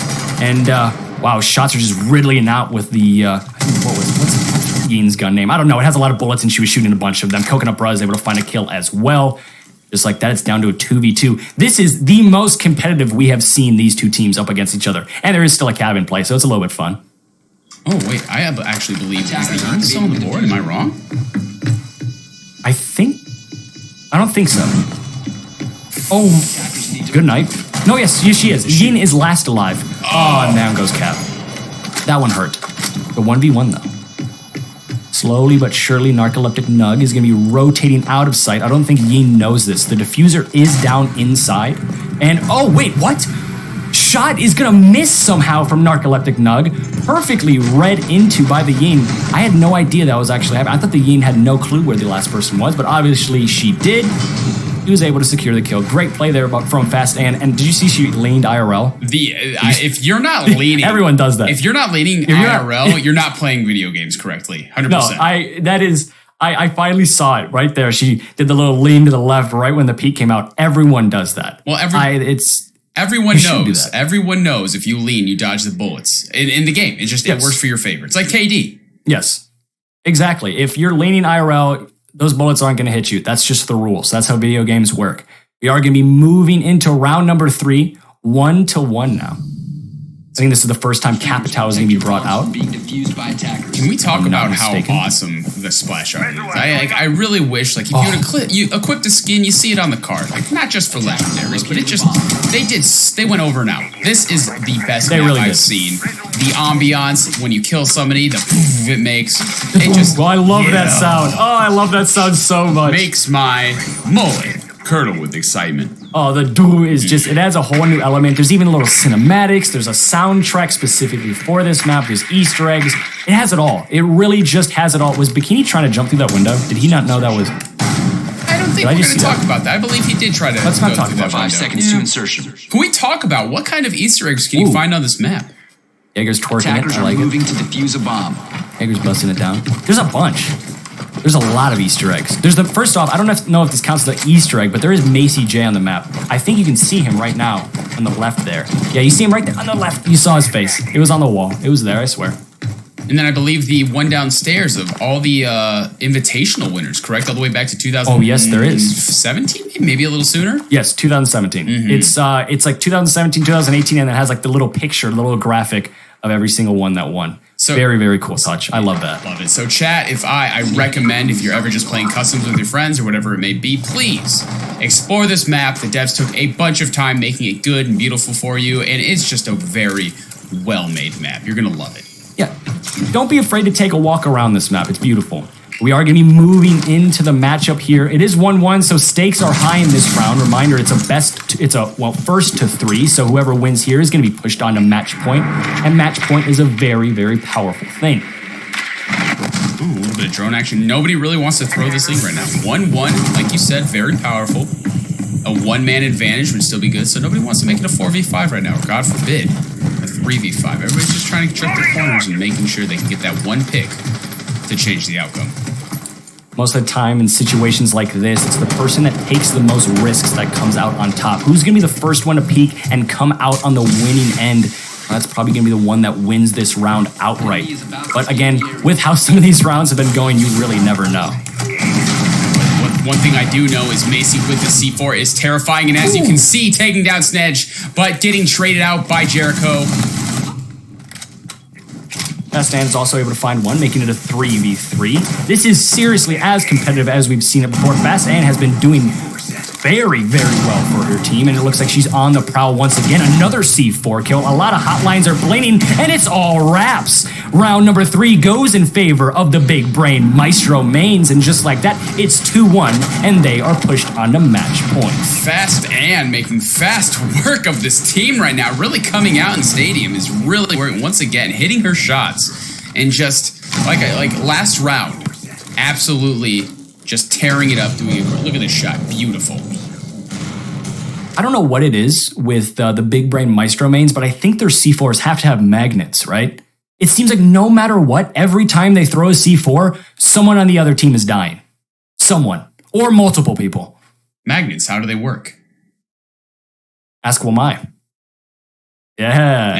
You turned it around. That was good. I see you. That was good. I'm going to buy you a donut. Good for you. Thank you. Oh, wait, you already have them. I was working on that one. Yeah, sorry. That's your score. Okay. All right, man.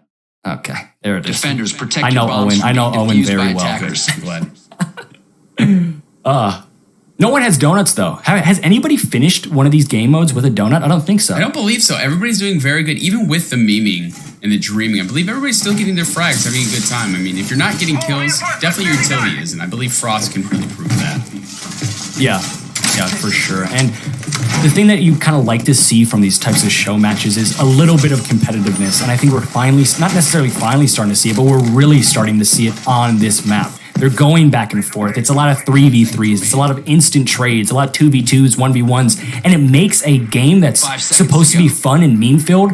it's still fun and meme-filled, but actually very entertaining to watch because you really don't know who's going to win. Right now, the Ashmanes, yes, they have the upper hand, but at the flip of a switch, Macy J could get another ace and a 4K with a C4. You never know. It's anybody's game. Once again, 1-2, scary, but doable.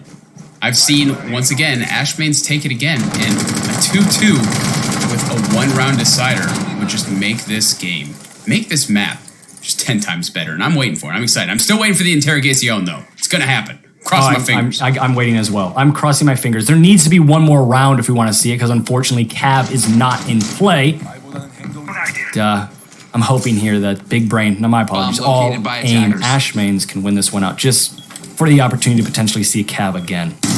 Actually, nice little setups. Oh, but Bikini taking out Kitty with the first frag. Nice little headshot. That's huge. Really big and good. Getting nice and cleaned up. I don't know, I'm here. They drone around me. Sitting in the shower. Oh, that's a missed drone. Ooh, that could turn back to bite them. Run away, run away, run away. He's in, they did not see him. And if Bikini could fall off. Oh, no, I guess they did see him. Snedge he's dead somehow.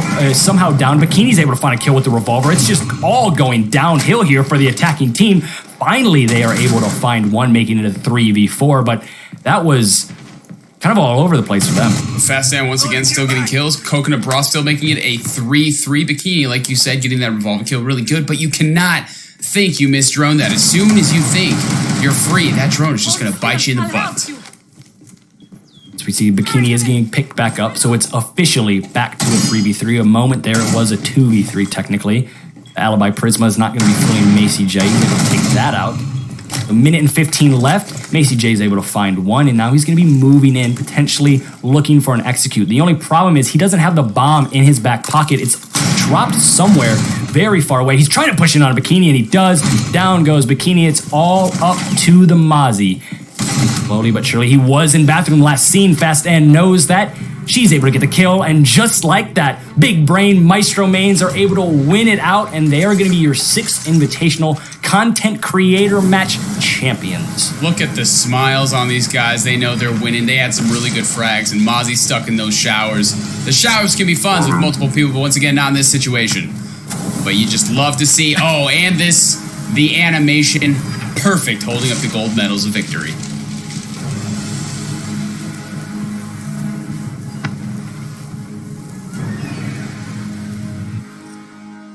Well, Lonnie, the gold medals of victory are going to be going into the hands of the Big Brain Maestro Mains. An absolutely fantastic matchup, but I have a couple questions for you before we head out.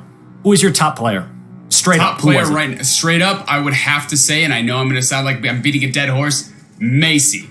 Macy cannot... That C4 at the end of Canal, once again, I'll say it before, I am soaking in a swamp of the best feeling I could possibly... I had to change my pants twice!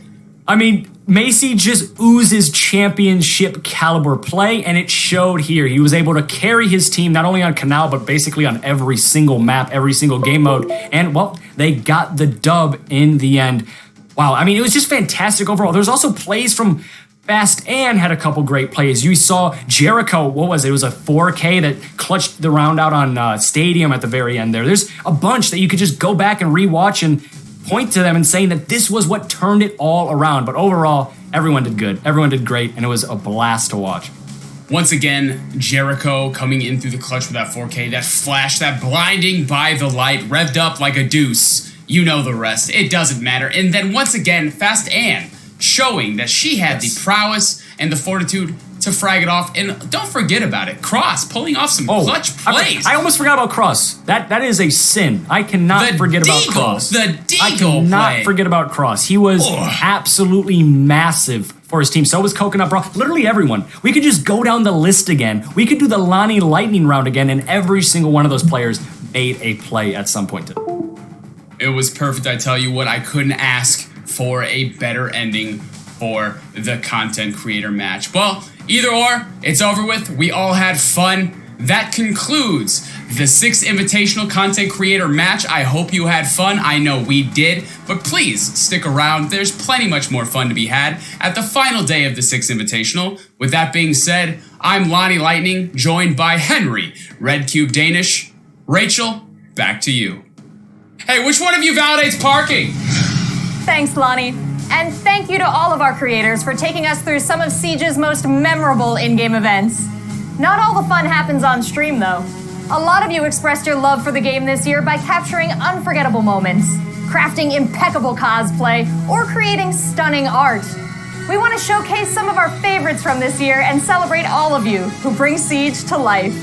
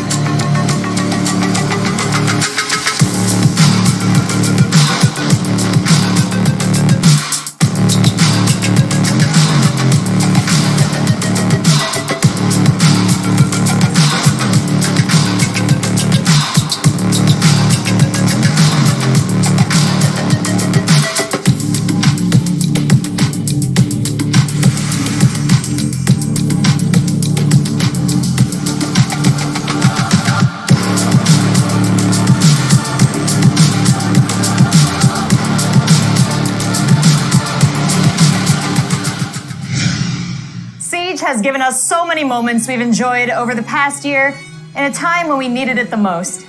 Thank you to all of our community members who contributed to this showcase of talent.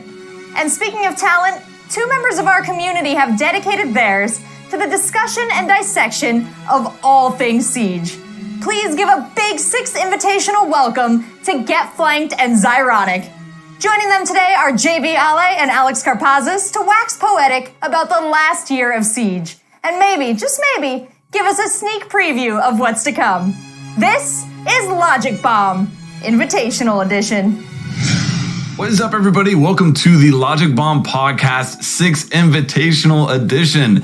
We are extremely happy to be here in front of you guys today, and we have 2 guests that you may recognize with us. We have Alex Karpazis, the art director, and we have Jean-Baptiste, the game director for Rainbow Six Siege. We're going to be asking them a bunch of questions today about what we have encountered in Siege over the last year, as well as what we're looking forward to in year 6. We have some community questions from all of you guys that we're going to be asking. and we're gonna sit down and have a good time today, as we normally do.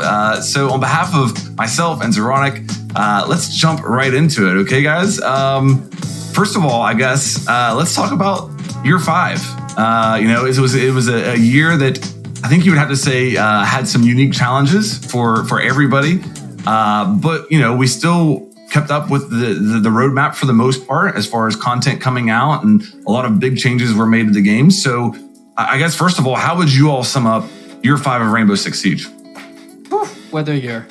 I'd say maybe one word is just tremendous. Like the amount of things that were thrown at the team's way, but the amount of stuff that we actually got done, that we could actually push to the game. It was like it's a pretty special year for sure for Siege. Definitely. We had so many unique challenges. Of course, everything related to COVID, and a lot of challenges related to working from a distance. When you make a game, it's really hard to do that because we need to still have a very clear focus and vision of what we're doing. And I think we've delivered. I'm quite impressed with everything we've delivered throughout the year, in spite of this unique challenge. And we had some special stuff to deliver on during the year, things like the new generation of consoles that we wanted to deploy on, which was a very, very big technical challenge. So it's what a year. It's been something. How do you manage to do all of this working from home without pushing the timelines too much? Is it just well planned and things just went pretty smooth and a little bit of luck, or did you have to push some things to later in maybe year 6, or is there anything that you wanted to have done this year that we're gonna have to wait a bit for? Yeah, there was a shuffling of some priorities and some deliverables. We seem to talk about it quite a bit when we talk about like our cell structure and how the team is kind of configured. It's probably one of the biggest proofs that moving towards this has actually helped us keep momentum. If we're in the position we were like 2 years ago, where we're this giant monolithic team with really rigid schedules and reliance on deliverables, I don't think we could have done work from home at all. And so actually being more flexible now, letting teams have a lot of control over what they're delivering and making sure that they're independent enough that they can deliver on their own, I think is one of the biggest things that saved us with this kind of pandemic switching of working from home, for sure. I'm with you on that. I definitely feel like it had a huge positive impact on how much we could adapt to this new construct. One of the things that I remember from a year ago at that Invitational, when we were talking about the year 5 reveal and what we could expect this year, was, a lot of emphasis on year 5 being a year of transition. And, I think that probably in your head, you were thinking about the next generation of consoles and that type of transition there. But are there other examples of transitioning that you did accomplish this year? And what, like from a player's perspective, what does that year of transition mean, I guess? I think you've seen some of it, because typically we've switched to a model where we deliver less operators per year, and that's something that is user facing, but where we focus more on other aspects of the gameplay. I think we've seen just the beginning of how much we can deliver on these other gameplay aspects, and we're going to talk more about it during the year 6 part of this podcast. But it's been a transition where I think a lot of the positive outcomes and impacts of this transition have yet to be completely understood for users. I think the biggest thing is as well just opening up the idea of what we can deliver in a season. You're seeing things like our new ping system that came in this year, new sites and sensitivity settings, accessibility settings. These are all things that we wouldn't have thought of as like a general deliverable for a season, on top of a new operator, on top of a new map work. So the transition really has been what can a new season bring to the players now? And that no longer is the idea of an operator and a map and bug fixes. It's much bigger than that now. Even though it's one operator per season now, it's more content and more work, I'd assume, as well. Adding like in new ping system, heart rate gadgets, all of this extra stuff, because that faces every player, no matter if they play the new operator. So I assume it's a lot more densely packed in terms of work and how much you have to test it and how long it takes to get ready. And it's less, it's even less comfortable than just delivering operators. It's not that it's easy to deliver operators. I'm not going to say that because it isn't. But at least we're in, like when we're doing operators, we're in known territory. When we do something like the ping improvement, we're in uncharted territory. It's a lot of design questions first, then it's a lot of production questions because we're not doing something we're used to do. So we have to, we have new kinds of problems. And it's also a lot of questions in terms of how is it going to be received by the community? What kind of conversation are we engaging in with the community? What kind of opinion do we take into account? How do we react to what's happening? All of this is both more stressful, but also a lot more rewarding than just delivering the things that we're used to deliver.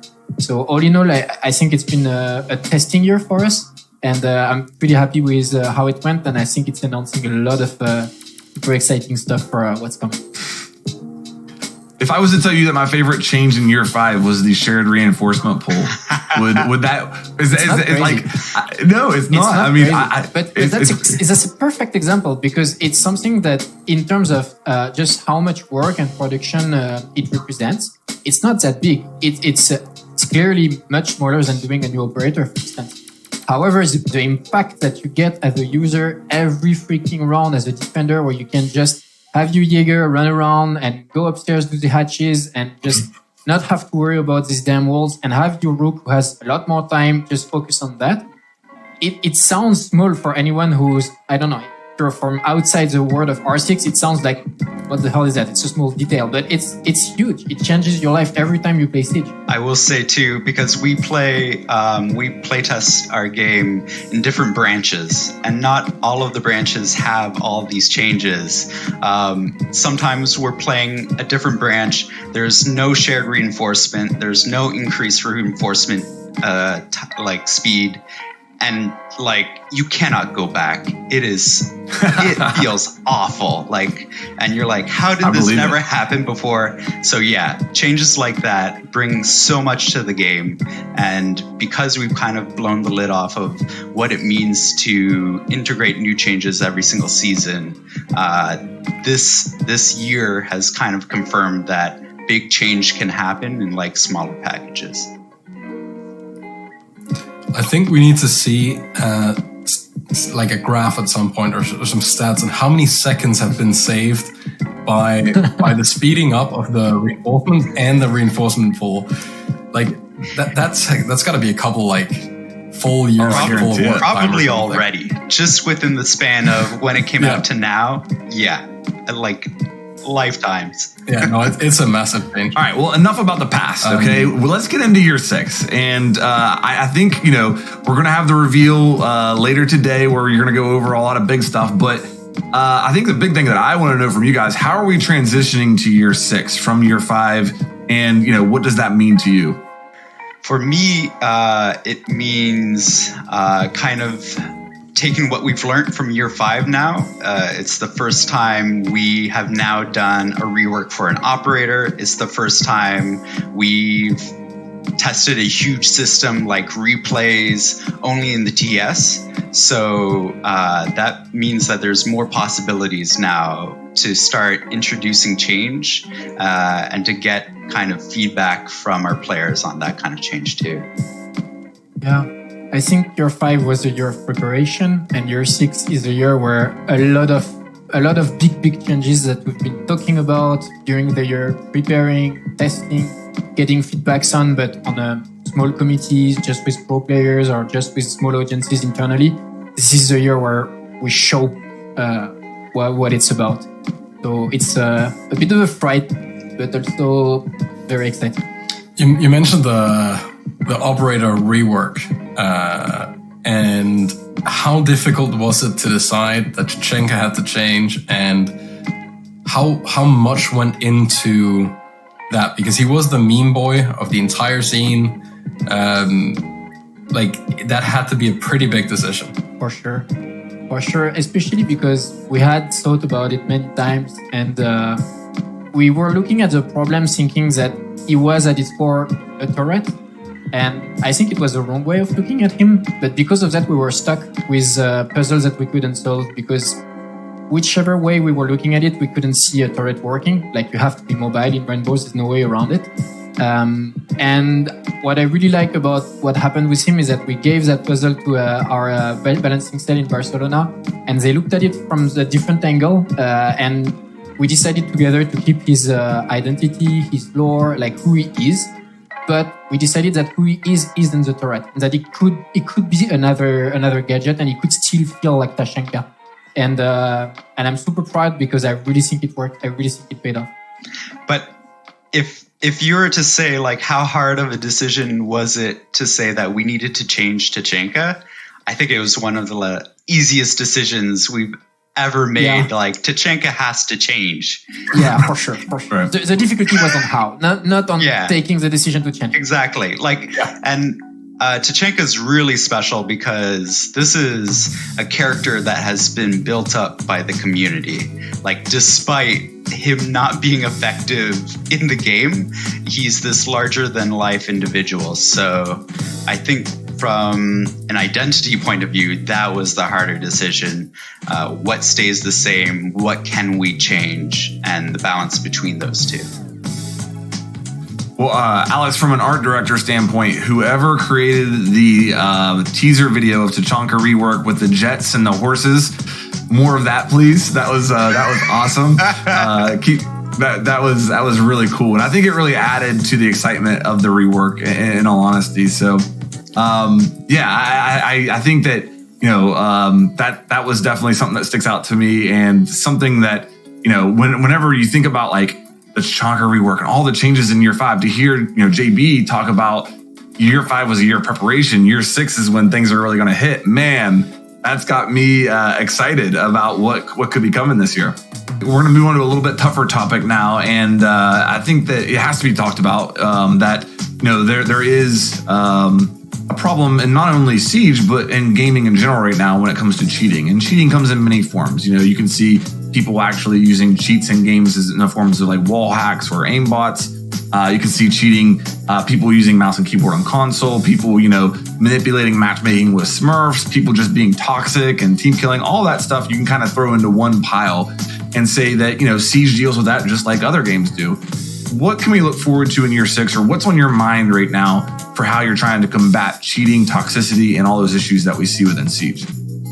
Yeah, this is understandably a huge topic, and it's a really tough one to be completely transparent with you, like to communicate on. But I think half of it is just us being open about how difficult a subject like this is, and to maybe give a bit more context to it as well.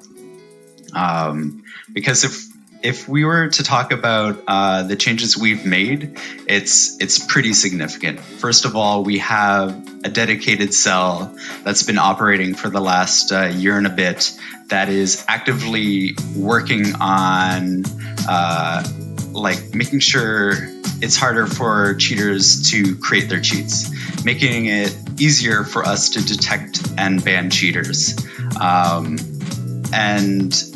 And like, if you were to say, like, maybe you even remember there was like a cheat where you would vault and teleport, something like that. Yeah, we had to deactivate an operator in our game as like a measure just to make sure it wouldn't happen, and that took weeks for us. Now on our side, it takes like less than a week. Sometimes we're catching cheats that are not even available to the mainstream public. And it just means that, you know, we're never going to see, or we're never going to expose that kind of information to the community. But whether the community doesn't know it or not, we like, the team's been doing incredible work. At the same time, too, when somebody talks about cheats, I know for me, I usually think of like somebody on their own developing these things, having fun, and maybe releasing it on the internet and letting others kind of like download it and do what they will with it. That's just not the case anymore, where this is now a business. People have made cheats a business. We are now working against teams of people who it is now their profession to develop these cheats, sell them for like $400, or even create like a Netflix subscription model of cheats where you just subscribe and you get your monthly cheat delivered to you that you can play around with. So the fact that this world has kind of developed meant that we had to change the way we attacked it and make sure that we can start dedicating resources to it so that we can combat it. Like, the fact that it is such a huge business means that it will be a constant battle for the team to stop every single cheat that comes out as it comes out, or if they figure out other exploits. But the fact that we have now taken this kind of shift in mentality towards it means that we can do a lot more, a lot quicker, and even kind of throw as many wrenches as we can into maybe cheaters developing work. The reality is we can't communicate on a lot of these things because it exposes our tactics against destabilizing the cheaters. It also exposes our team. Like, there is security risks in that as well. But the fact that it's still evolving on our side and we are still pushing resources into it more than we have ever before, hopefully is something that the community can appreciate. We will continue to deliver updates on what we're doing, what the team is trying to do, as much as possible. Like, as much as possible, these people really care about this work. We have programmers who delight in kind of squashing every single cheat, and then the cheaters will then figure out a way around that, and then it's this vicious one-upmanship. Like, we have some amazing people who make it their work to fight this now. So in the grand scheme of things, yes, there's a lot of progress being made. And maybe like, if we can say, like, give numbers at least, like, we've banned 44% more cheaters this year than we have the previous year. And we can now, with data models, and we're starting to create a lot more new data models so that we can automatically detect cheaters. We can give out bans 80% faster than we could before as well. That's something that matters a lot. And it's not something that's necessarily super clear for people who don't know a lot about how we fight against cheaters. But traditionally, the way you would catch a cheater is by getting pretty much the person with the hand in the bag. You know what I mean? So a clear proof that the person is cheating. But the thing is, a bit like with the IRS in the US, you're getting people who are looking at, okay, I'm not just gonna try to see the proof of the stealing, for instance, but I'm also going to be looking at the behavior of the person. Okay, that's strange. That person is behaving like she is incredibly rich, but actually, when I look at his revenue, it's not that rich. So there's a mismatch between both, right?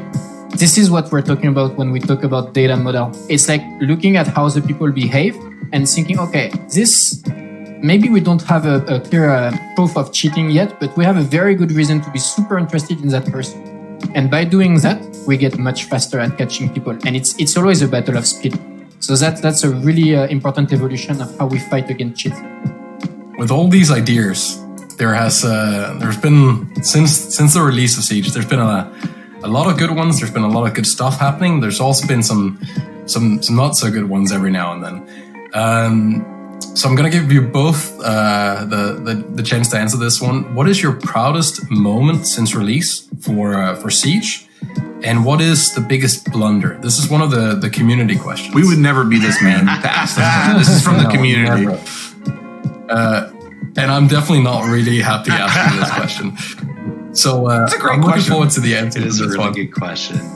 I know on my side, something I'm really proud of for the team accomplishing at like a very early time in the project is the diversity of the cast. Visiting all these different nations, trying to have as much representation as possible. It's I wouldn't say it's not like something super rare, but it's something that I value immensely on a project that's gone on as long as this. Since day one to now, like the places we've gone, the people we've been kind of valorizing as like these heroes. I'm super proud of the team just coming together on that and reaching that kind of that roster that is amazing. Everybody can find someone in that roster to kind of appreciate or gravitate towards, and to me that's something really special. On my side, I think. Sorry, go for it. Oh yeah. Let me answer the other part. Yeah, sure. He was trying to dodge it. He was trying to dodge it. Look at Thanks, that. JP. Save me. This one. So first, it has to be said that yes, we do make mistakes, but I think the most important thing is that we learn from them. Like everything we do, I feel like we don't just say cut our loss, like leave it at that. We internalize it and we improve it. Like that's the only way this game is going to live on, is if we just take what we have and improve upon it. So having said that, I think the Hereford rework was one of the biggest learning experiences for the team. Like at the time, it sounds great. You know, we were kind of testing the theory of reworks. So to take a really old map and update it so that it can be something to be compared to with all the other maps, at its core, it's great.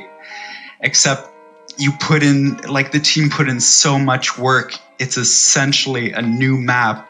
And along with a new map is all the other things that come with it. Like, you learn about problems with objective placement or runouts or spawn peaks, navigation. Like it's really, really tough to improve a map if you kind of wipe the slate clean and then revisit it.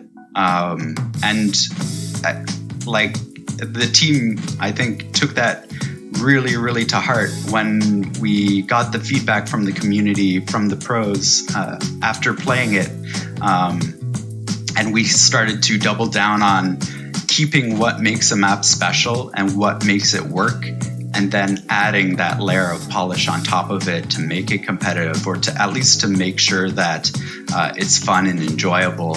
I think that was probably one of the biggest pivots we've made concerning feedback, and has kind of set up year 5. I'm pretty impressed with the work the map team's done, making sure that all of those reworks come in really, really well. You know.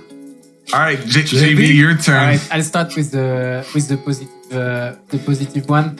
I think I'll just get back to Tashanka, because the thing is, I've always been passionate about balancing, and we came from a point where we released an operator like Ella, who had a broken SMG, and something as simple as a broken weapon stayed in game for months and just ruined like a lot of matches for so long. So we went from there to a point where we now have a super talented team who's dedicated to fixing balancing issues. there are still many balancing issues in the game, and we work on them actively. But I strongly believe that we fix them faster than we did, and that globally we're just much better at it than we were a few years back.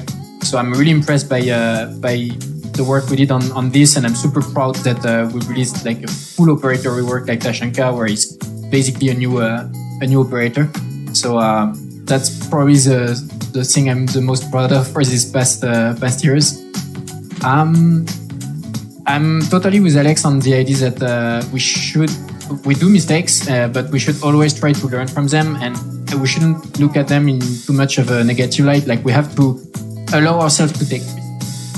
On design side, I think one of the tests that we did that clearly has failed in the clearest way in the past years on the operator's side is the global ability.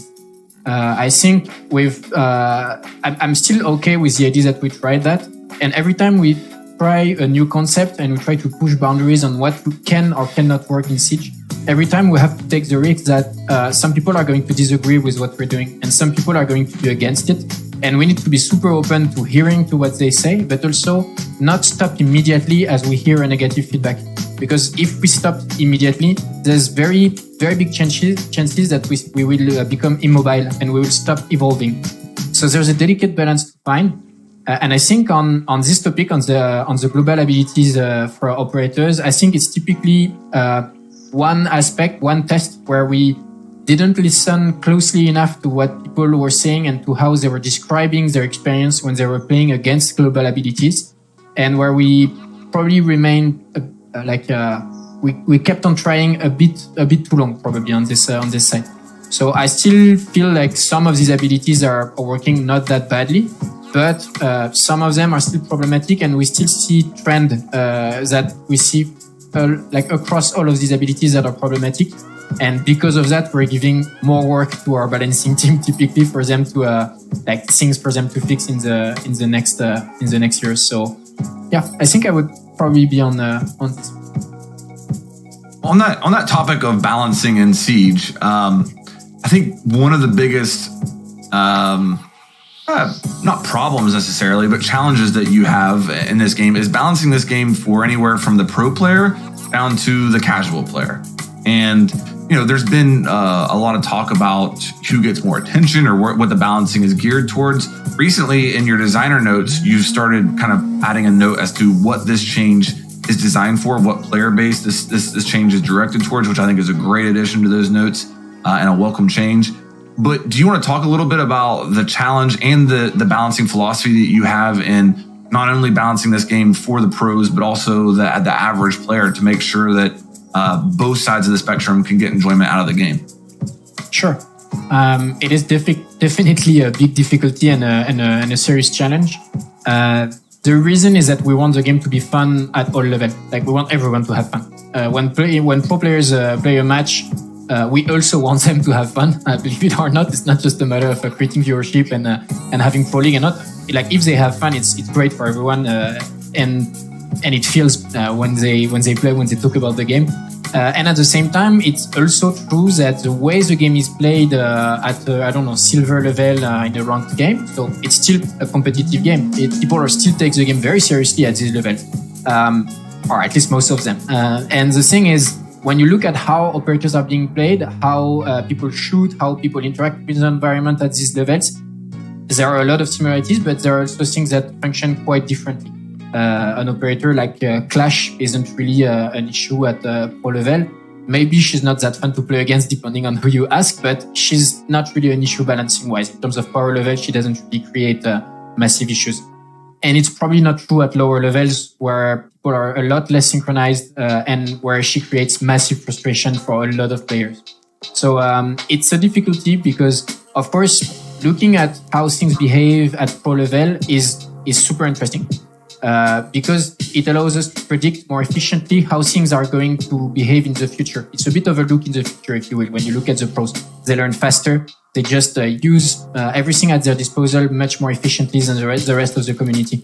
But still, there are some things that happen at their level that won't ever happen at lower levels just because they're super good and what they're doing with this specific mechanic or operator is never going to be mimicked at lower levels. That happens. So it's a bit of a. We need to do some jungling when switching between the two mindsets. When balancing for fun factor and for balance or power level, if you want to call it, is it better that they're fun but a little too strong, or that they're fully balanced but not as fun, if that makes sense? I think I see what you mean. So fun comes first. Like we want people to have fun, that's for sure. And there are some imbalance that you can accept or that you can even create voluntarily, because at the end of the day, they're more fun for everyone. That can totally happen. But the thing is, we're still a competitive game, a team game, and we want people to have a lot of variety in their choices. And there are a lot of reasons why the idea of like a game that is balanced power level wise matches quite well the idea of a game being fun in Siege. I think the two are very, very, very close. So there's always been this thing that Rainbow is this like complex strategical military thing, but we're seeing a few. There's some toaster-looking headgears. There's some mop head, some stuff there. Explain what's happening. How far are you taking it? Do we have like Siege that is the tactical version where all the uniforms and the law is canon or whatever you want to call it, and then one where we are a bit more playful, or what's the idea? This is a realm where we're still kind of learning, what the playing field is like. I don't think we'll ever turn our back on what the original Siege experience was, where it is tactical. You see that in the gameplay. It does have an element of grounded realism, even though sometimes we push that with things like projections. But it's still something that we feel like we're still finding our footing. But we have started to create these realms within Siege. You mentioned like what is canon. Whenever we introduce a new character, like we do try our best to ground them and to get them integrated into like the web of relationships with other operators. They come from a background that justifies their use of like a weapon and their tactical knowledge and what it means to be in like a situation you find yourself in when you're playing the game. On the other side of this, we have this non-canon side. Whenever we introduce an event or whenever we do a partnership, this is where we kind of want to break what you know of the characters, mainly because the game is so big. We're trying to answer to so many different tastes, and we're trying to rein that in. But there is a huge part of the community that loves seeing our operators, as a monster or as a cowboy or is something wild that they haven't seen before. Like from there, a piece of pizza. So yeah, freaking Pizza Mozzie. Like that came out and we were almost like, what have we done? And then it's one of the most popular skins. This doesn't mean that we're going to let the taste of the community dictate what it means to be Siege or what is canon. I think we still have to have some kind of ruling to make sure that this game is staying true to something and we can't go off the rails. But we also want to create that space where there is variety, there is something fun to be had in Siege every now and then, so that it can create some amazing fan work, it can create an amazing story, and then reset at the start of the season. You're back in Siege and you're back to learning about the next operator, where they're coming from, and what the bigger story is. Let me put you on the spot a little bit, JB. Has there ever been a time where you've had like a good idea brought to you, or somebody on your team's had a good idea gameplay wise, and then you guys like took a look at it and were like, you know what, I don't think that fits with the theme of Rainbow Six, so it didn't end up going any further? Yeah, it has happened. I've seen very serious people come to me and talk about teleportation. Okay. No, but more seriously, of course, all ideas are welcome. Then it's just a matter of seeing whether things fit or not in terms of gameplay. And then sometimes it does happen that we have ideas that would make a lot of sense in terms of gameplay, but we can't really ground them in the way that Rainbow works, because like Alex said, we still want to stay grounded in something that you can believe in. Of course, we take stretches, we go we have holograms, we go with things that don't really exist in the real world, but we still want people to be able to feel like this could exist, that something like that they can believe in. So sometimes it happens that we have a gameplay idea, but that we can't really make work because of either technical or realization. It does happen. But I can't stress enough, like, we have a team, like, first of all, we have a realization team that tries to marry the gameplay, and, like, for us, gameplay is immensely important. Like, if it's fun, like, to shoot down something that is fun just because we can't find a way to bring it into the game is always going to be super rare. Yeah, and it's really disappointing. So we have a dedicated team that actually works incredibly hard with sound, with gameplay, with art to try to make it happen every single time. So yeah, there we have it. A recap of year 5. Also a little bit of a talk about how we're transitioning into year 6. I think that right now we are going to throw it over to the year 6 reveal and let you guys have that, and then we'll be back with you a little bit later today. Always fascinating to listen to the Logic Bomb breakdowns, and I can't wait to hear what they have to say about what we're revealing later in the show. But for now, let's turn our attention to our operators and see how Harry's program has been progressing. It's time to ring in the future of the Siege universe for 2021. Start the countdown.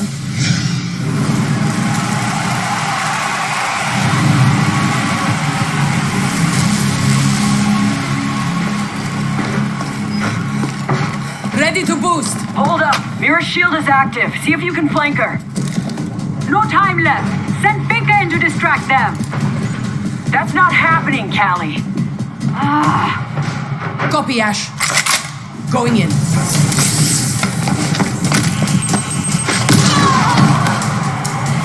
Hey, we lost. What a surprise. Defenders win.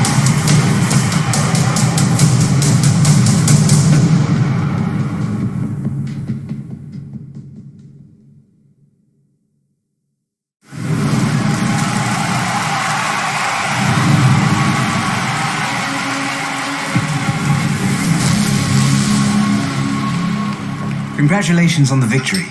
Well done. Thank you. I'm pleased with the outcome. Let's talk about what happened. Vigil's very aggressive. His team is no different, even on defense. They weren't going to wait for us, so we waited for them. And how did the match end?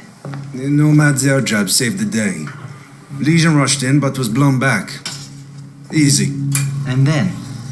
I ordered Nomad to defuse, and the rest of the defenders were too busy attacking Montaigne to do anything about it. What are your thoughts on your next match? Team Mirror is undefeated. They'll be much more conservative than Vigil. We'll have to advance quickly before they can dig in. And can you beat them? I'm confident we can break the streak. Yes.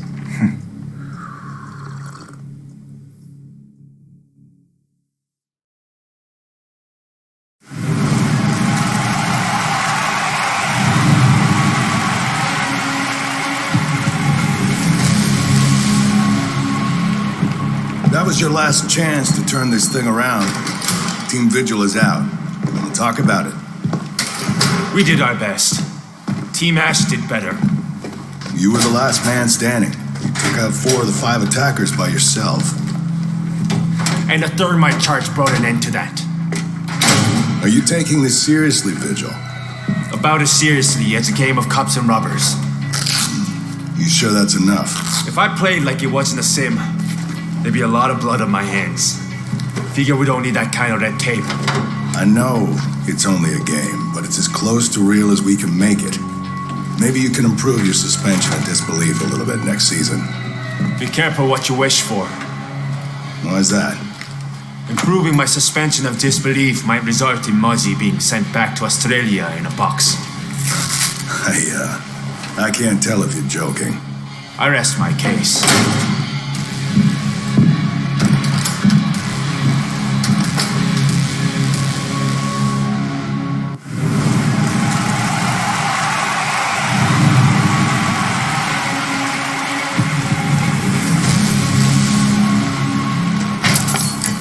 Give me a pest update. Not many drones left. Aruni's mosquito lamp zapped them all. You better keep clear of it, Dad. Bloody oath, don't have to tell me twice. There's a few. Give me a moment and I'll mark the target. Let him have it. Roger, team advance. Defenders win.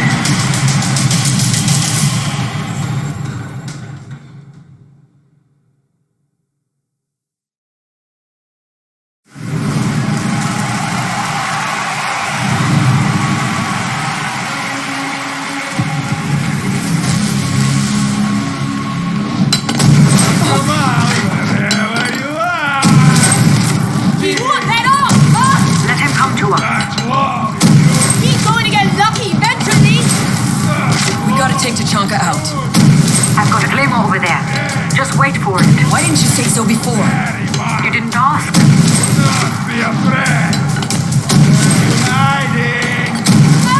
It's not far. I can't hear anything. That better, Doctor? Yeah. Thanks. Attackers win. Good work, Callie. Keep the rest of us in the loop next time. Sure thing, boss.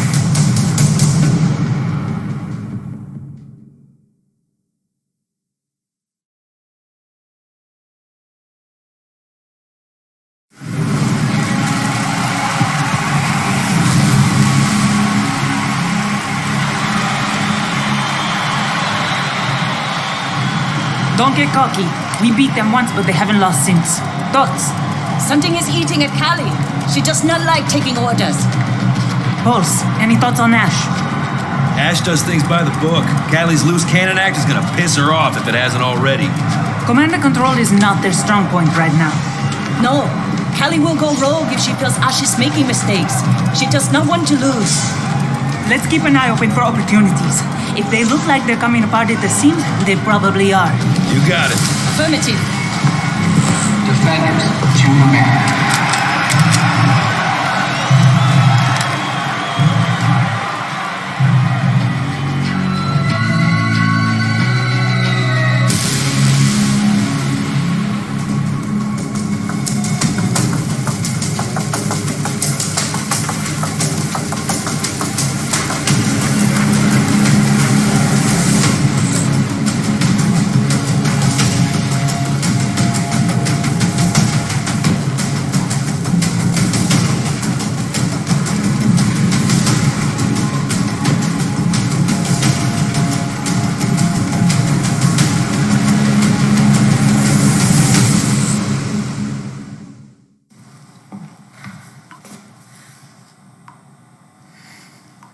Operators, get ready for the final round. Match in overtime. Team Mira ties the game. Are you a betting man, Harry? Do you assume I favor one side over the other? You know me better than that, Sam. Besides, I left my wallet at home. Attackers, prepare for insertion. Team Mira to the map.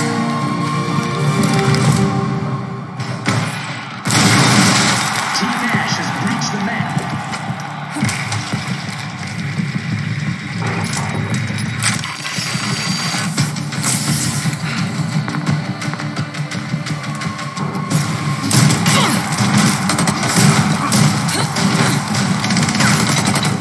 Joka, now. Roger.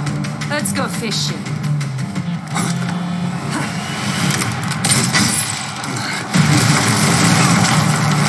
Good to go, Jordan. Copy that.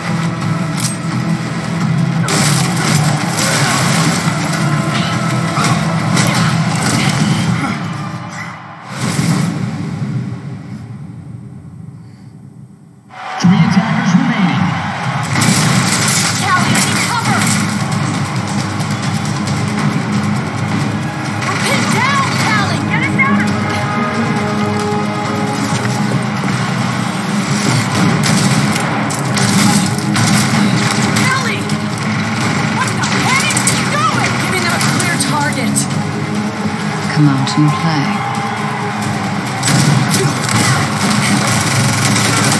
Only 2 attackers remain. 2 defenders remain on the map.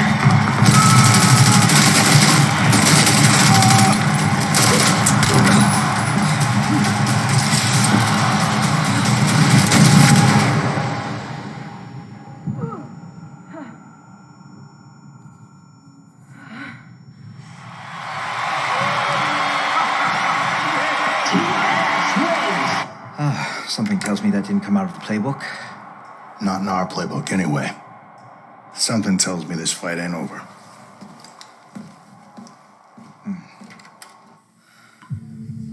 To be able to react quickly, you must remove unnecessary variables from the equation. Emotion for one, as well as the fear of consequences. Good reaction time and Instinct can't be bought. that won't stop me from trying. I don't know how you do things in the private sector, but we do not use people as bait here. This is a game, princess. And I just won it for you. Take her back!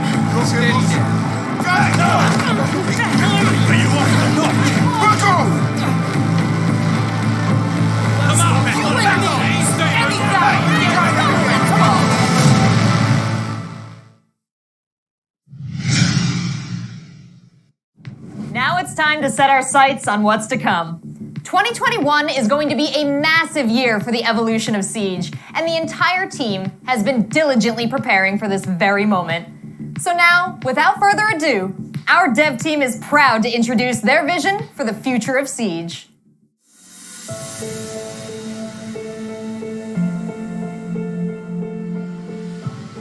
With the pandemic, the work from home situation, last year was a challenge for all of us. This being said, I'm really proud of the work that the whole development team across the world has been doing on Siege. We brought amazing content during year 5 and hope the players really enjoyed what we brought. Starting in year 6, season 1, what we're going to be doing is having the operator inside of the battle pass as the first reward alongside its exclusive headgear and uniform that usually was in the year pass. Along with that, we're extending the period going from 1 week of early access to 2 weeks, and this 2 weeks period is going to be tied all of this at the same price for the battle pass. So during year 6, we're going to have our new operators, obviously, every season. These new operators, as I said, are going to be in the battle pass. In season 1, we'll be going into Argentina. The second half of the year, we'll be visiting Europe, so Croatia in season 3, and then visiting Ireland in season 4. And in season 2, we're really excited. We're going in the northern prairies of North America. Our newest operator will be from Dakota, which are indigenous people from that region. Also, along the year, we'll be shipping our usual map reworks. So in season 1, we're going to be starting with Border. We want to make it even more competitive than it is today. Season 2, after the house rework that we did last year, we want to do another casual rework. What this means is that we're going to be going and heading into Favela.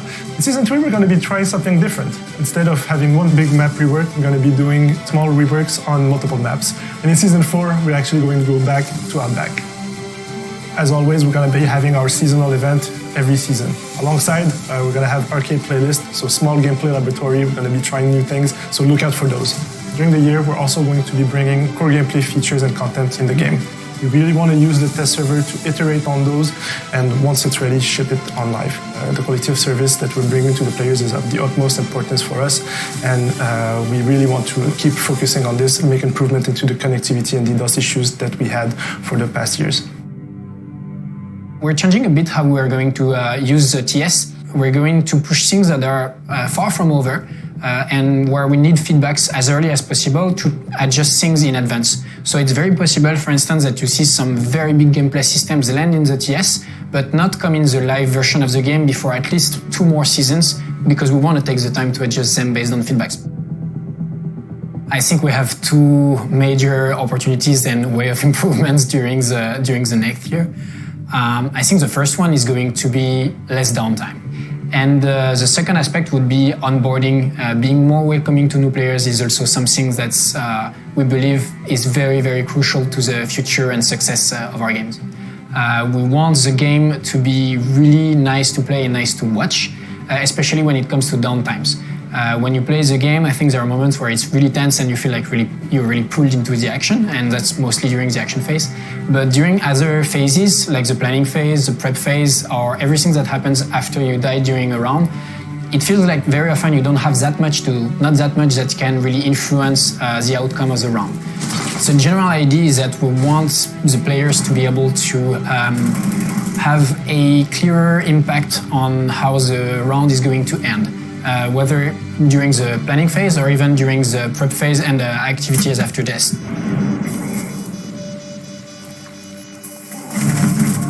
The imbalance in favor of defenders has become an issue. It's really hard to attack in the current metagame. The metagame itself is evolving, but we want to try to attack the issue on a deeper level, and we're going to take the opportunity because we're already working on big gameplay changes, big system changes like the attackers repeat, and we're going to use this opportunity to try to favor attackers a bit more than defenders and rebalance a bit the game so that it feels a bit more fair to play as an attacker.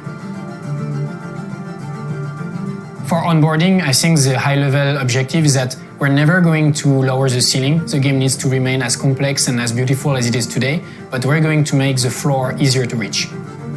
We need to give better tools for the community to welcome new players, and we need everyone to work towards having a more inclusive community. I think it's going to be a win for everyone. Currently in Rainbow Six, the onboarding is mostly done by the community and your friend, and we really want to help solo players to get in by themselves. That's why we are creating a cell dedicated to onboarding, and the goal of this cell will be to help those players get in faster. Learn the maps, learn the guns, learn the gadget and all the operators that are specific to Rainbow Six. So rank is currently our most competitive aspect of the game that you can play right now, and we really want to improve it. And that's why we are working currently on reworking the ranking system to allow people to really improve season after season and have a better idea of their skill level. So matchmaking, it's a tough subject, of course. The goal is to give all the players the match that are the most fair for everybody. And it works quite well, but sadly, lots of people try to lie to the system, either by creating a new account that we call Smurf, or by trying to derank and fake their skill level. So we are always trying to do small improvement to the matchmaking system to fight this. It's a tough battle, but we are improving every season against that. The reputation system is starting to work in the background for a while now, and the first goal of the reputation system is to feed back to the player his behavior inside the game. So to know if you are a toxic or a good player. And depending on your score, you can expect some sanction or reward, of course. 2020 was definitely a challenge for esports as well. The point system was heavily impacted by last year's situation. We were not able to have global competitions, putting the teams from different regions against each other. So we believe that we have built a very robust and solid system with the point system. We really want to stress test this in 2021. With our learnings from 2020, we're pretty confident that we can make global majors once again this year in 2021. February next year is going to be our World Championship once again. It's the sixth Invitational as well, so a big anniversary event for us, and we're bringing back the event to Montreal, the birthplace of Siege.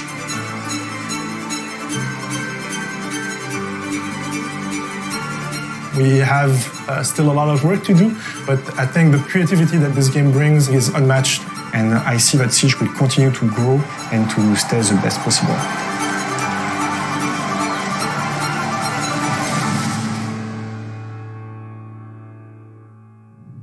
You've already gotten a glimpse at a new look for Siege, and this is just one of the many aspects of the game that we're updating this year. Let's hear more about the new visual style, as well as the new features coming from our player behavior cell. We always want to do better. We always know that we haven't reached our full potential yet as a game. So whether or not it's onboarding or making sure newcomers feel welcomed with the game, and our mission is, over the next year, we'll completely revisit all of the menus in the game, refresh them, and bring them up to that standard that we hold.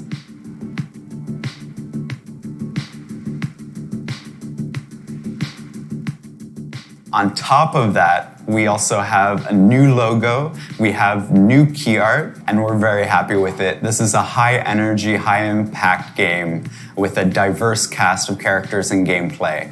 And we stay true to the roots of the game as well. So everything our community knows and love still feel like this is the real spirit of the game we're looking at.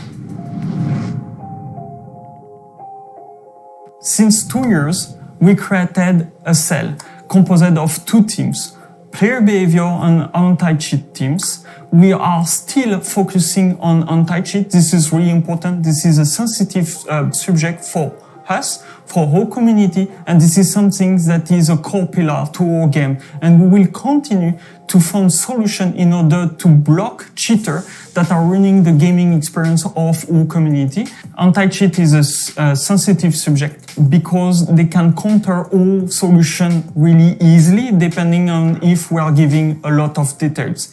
Based on this, we will continue to communicate to our players through dev blogs about all anti-cheat initiative, because this is really important, and we will try to give as much details as we can. So during the last year, we were building the reputation system. Right now, the reputation system is live in shadow, meaning it doesn't take any action into our players. But we will continue to improve and gather data related to this system. And right now we have a reputation score that is applied to all players. The system will come with sanction and rewards. This reward will be based on the reputation scoring. The reward will be specific items. It will be high-level rewards, and we will have like different way to distribute them. And these rewards will also be removed when somebody is going back to a wrong reputation score. First, we want to work on the preventive sanction related to the reverse friendly fire. We want to work on the people that are abusing the tech chat and the voice chats. So we want to add sanctions that will prevent these abuses, because it's not normal that right now we have people that are very toxic through these channels.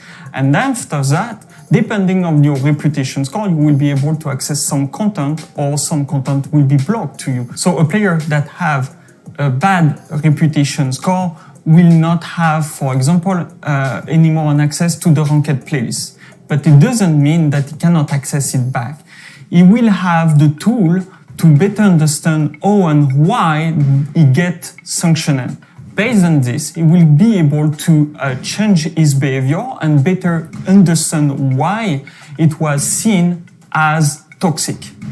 Right now, we have seen some frustration related to stream and queue sniping. We are aware this is a problem for our community and for our content creator. So right now, the player behavior team is working on a new solution, a solution called Streamer Mode that will be available at the first part of year 6. The settings that will be available to our content creator and our streamers will be first, hi, my name. They will be able to hide their region and pings, but also they will be able to hide everyone else in order to prevent queue sniping, be able to have a hidden matchmaking delay, high clearance level, and they will be able to hide the profile image. Smurfing is a big problem for our community. Have many faces, and we need to approach them with a different strategy for each of them. Right now, we increased the clearance level for the ranked playlist. We will also add some restriction to the ranked playlist in order that players that were inactive or got their account hacked, or an account that has been buried cannot come right now to the ranked playlist without a play experience in other playlists. And after that, we will also control a bit more how we are giving XP in terms of PvE, just in order to have a better cohesion and a good experience for everyone. When we made the decision last year to deliver just one new operator per season instead of 2, it allowed us to create new cells within the team to focus on the way the game is played outside of the action phase. This led to some interesting opportunities and opened up new avenues to address the balance between attackers and defenders. Let's hear more.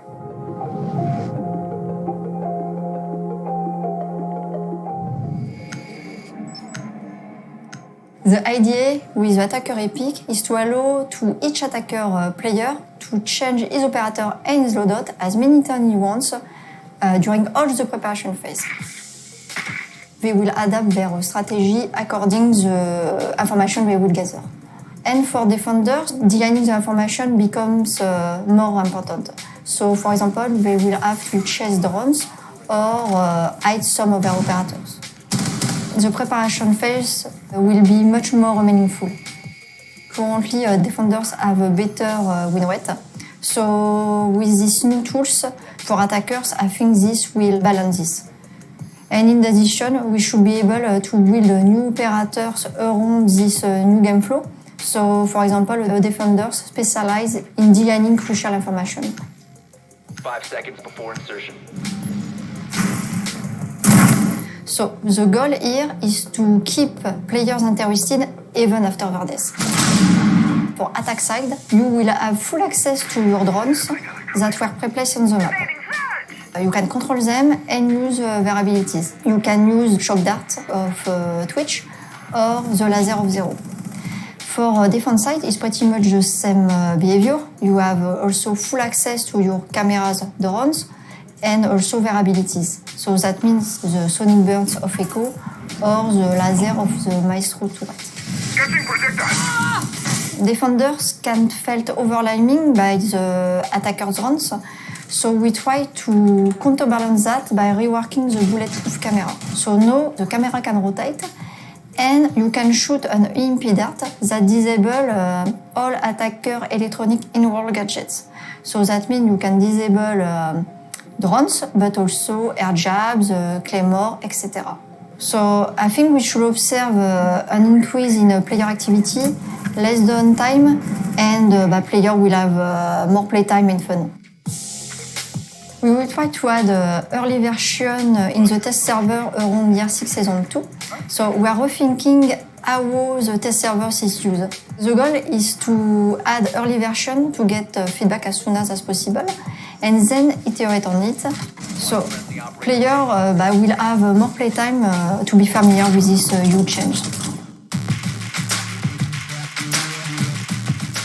We are changing the speed armor system to a speed and health system. So no more reduction that you don't understand or you don't see. We will remove all the modifiers from the armor that you used to have.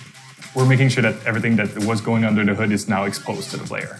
2 armor and 3 armors will have more HP available to them, making you more confident to plant the diffuser, take some engagements and everything.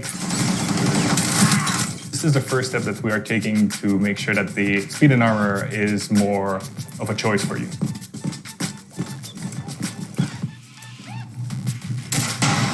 We will introduce the Gun 6, which is a hybrid between a weapon and a gadget. It will replace your secondary weapon, but it will shoot something that will destroy bulletproof gadgets. So it's a secondary weapon that is mostly aimed toward removing utilities. You will have one shot, it will travel straight just like Ash launchers or Kali's lance. One of the things that this weapon does not have over secondary pistols, it doesn't bring you the speed movement modifier that you usually have with a pistol. Drone activated. If you bring this up in a firefight, you are most likely toast. So that's one of the balancing thing that is super interesting with the Gun 6. It's you make a choice over reliability or removing utility. We can't talk about tackling the 20-second meta without talking about Goyo and how he's going to be rewarded. First of all, we are removing the shield. There won't be any shield. It will be only the Vulcan jerrycan that you will have in your hands. You will be able to deploy it similar to an ADS, bulletproof camera. We are still working on the shape of the object, so we're still tackling this, but the shield is gone for sure. Lucy is one of the worst offender for the 20-second meta. We are keeping the behavior mostly as it is, so you enter the range, it starts emitting sound and slow you down. But when it becomes active, it will expose a weak point. You will be able to shoot it, destroy it. So we keep the mind game or the baiting game that we have with this gadget, but we're making sure that you don't feel helpless when facing this gadget. We are bringing a small nerf to Mira and Maestro. If you get close to an evil eye, you can melee it to remove the vision completely. Maestro himself will have to open the evil eye to see through, or to ping or actually shoot with it. And the same can be applied to Mira's window. If you go on the black side and you melee it, you will remove section of vision for Mira on the other side. We have Fuse that will receive some changes along the way. We want to make sure that the gadget is more useful all the time. We also have Finka that will receive some changes to her Nano Boost. She will be able to use them once she's down herself, so she will be able to raise herself back, similar to what we have with Doc. So far, we've covered a lot of what's to come for Siege, but we're not done yet. We have more to share on the tireless work our teams on the technical side have done to improve the quality of life across the board. And because we always like to send you out with something special, not only do we have an update on Elite skins, but we are also excited to reveal a few very cool partners we're working with this year.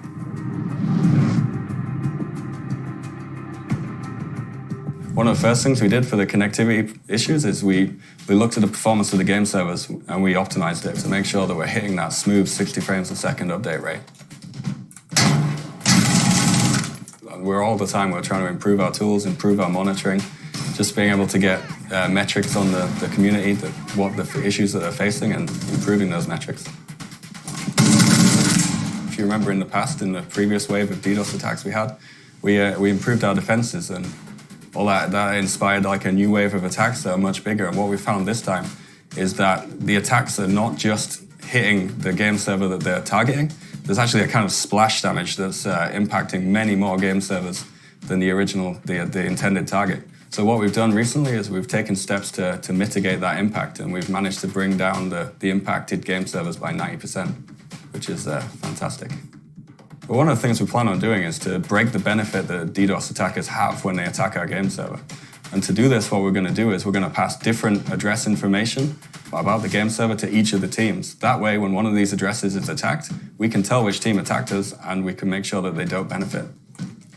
So a game as successful and long-running as Siege obviously has many content updates, and each of these updates increase the base install size. So we're actually using some cool new texture technology to reduce the size taken by the textures without losing any visual quality. So we're also looking to download customization items on demand rather than include them in the base install. This should drastically decrease the size of the install. The smaller our game is, the easier it is for our players to try out and become lifelong players.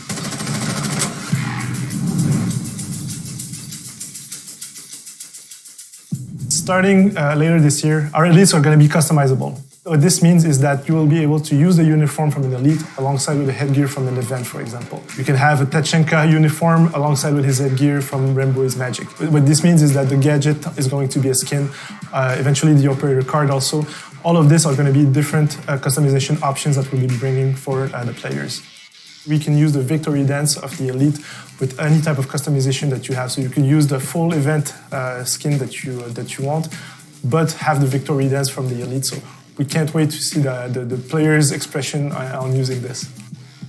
We took a look at the excitement that Labracraft, for example, brought out last year, and we wanted to find new partners for this year. We're really excited to partner up with Capcom for one of the biggest franchise in the gaming industry. From Season 1, we're going to have an elite skin on Jill Valentine for Zofia, but it's not all. In Season 2, we're also going to have another elite skin from the Resident Evil franchise, but stay tuned for more information on this. So we also wanted to try something that we haven't done before and something unique. We've partnered up with someone that we're huge fans of that works in the video game industry. She's actually a big fan of Rainbow Six Siege, so she's going to be doing her take on our operators. So check this out. カナダの方で講演会があると言って招待されていたので、カナダといえば UBI じゃないかって思って。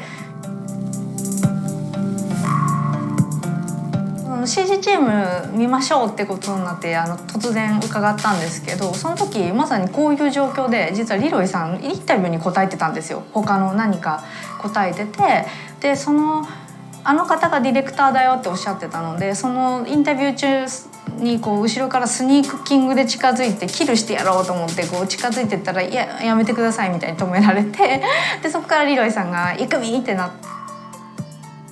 Moi, ce qui m'a frappé tout de suite, c'est sa spontanéité et un côté vraiment, je ne sais plus comment on dit en français, mais genuine, tu vois, vraiment tout de suite en fait mise à l'aise. Ah, j'adore ce que vous faites sur Rainbow, c'est mortel, etc. Et donc en fait une discussion qui démarre hyper spontanée autour du jeu. Donc vraiment, ouais, c'était un super chouette moment. 最初本当は全部書きたかったんです。その中から8体今回選ばせていただきました。それをもうとにかく読んでオペレーターに何かつながりがないかっていうのをずっと考えてたんですね。プラスあと私がじゃあ中村郁美が好きにデザインをするって言ってユーザーたちが期待するものは何だろうって考えた時に私なぜかすごくホラーの中村さんって印象があってなんでその印象っていうのは大事にしなきゃいけないなと思ったのでホラー要素だったり不気味だったりスプーキーだったり日本を舞台にしてるので東京のかっこよさだったりとかそういうところを、妖怪と合わせてミックスさせて、CG っていう作品の中で表現できたので。Et quand elle a renvoyé ces trucs et que j'ai vu les trucs avec ah d'accord ok donc avec malgré toutes les contraintes vraiment toutes les problématiques techniques tu arrives quand même à produire cette qualité là cette unicité là ce style là qui est vraiment hyper unique et qui t'appartient ah oui donc c'est vraiment c'était dans les étoiles donc vraiment c'était magnifique 今までの多分ゲームのスキンっていろんな種類を増やすためだけ作られてるものとかも多かったと思うんですけど今回は本当にテーマ性を持ってでこのスキンのあやかしコンセプトがすごく良ければ、50何体全部デザインしたいなって今でも思ってます。ちょっと一風変わった CG になると思うのでぜひその雰囲気を楽しんでもらえればと思います。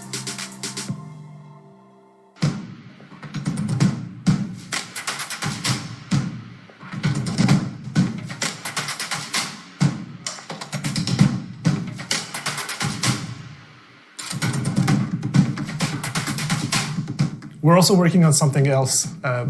We can't really talk about it right now, but we can't wait for you guys to find out more about it. The future of Siege is looking bright indeed. And now it's time to unveil our first season of 2021, Crimson Heist. Chris Waters and the Ubisoft News team have put together a preview of what you'll be able to play when Crimson Heist hits the test server tomorrow.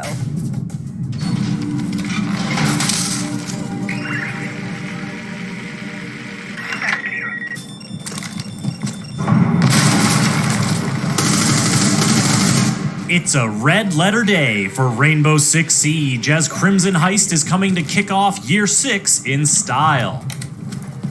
I mean, just look at those glasses. Fire. The man behind them is Flores, the new attacker from Argentina who deploys zippy little drones that pack a big punch. But he's not the only one bringing the boom.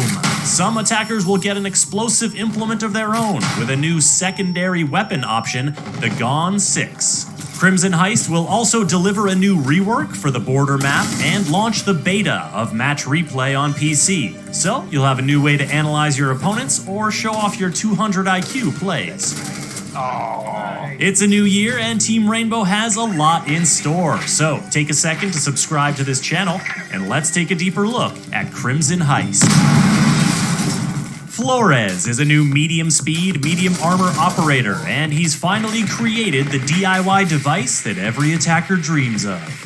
He put a bomb on a drone.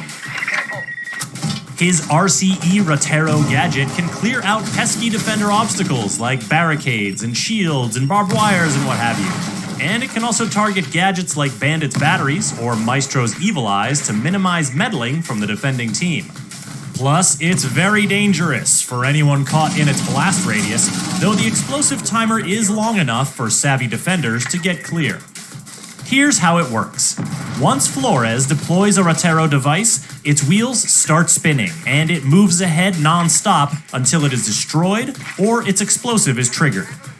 It can be steered, it can jump, and it can go anywhere a normal attacker drone can go, but it can't reverse or slow down.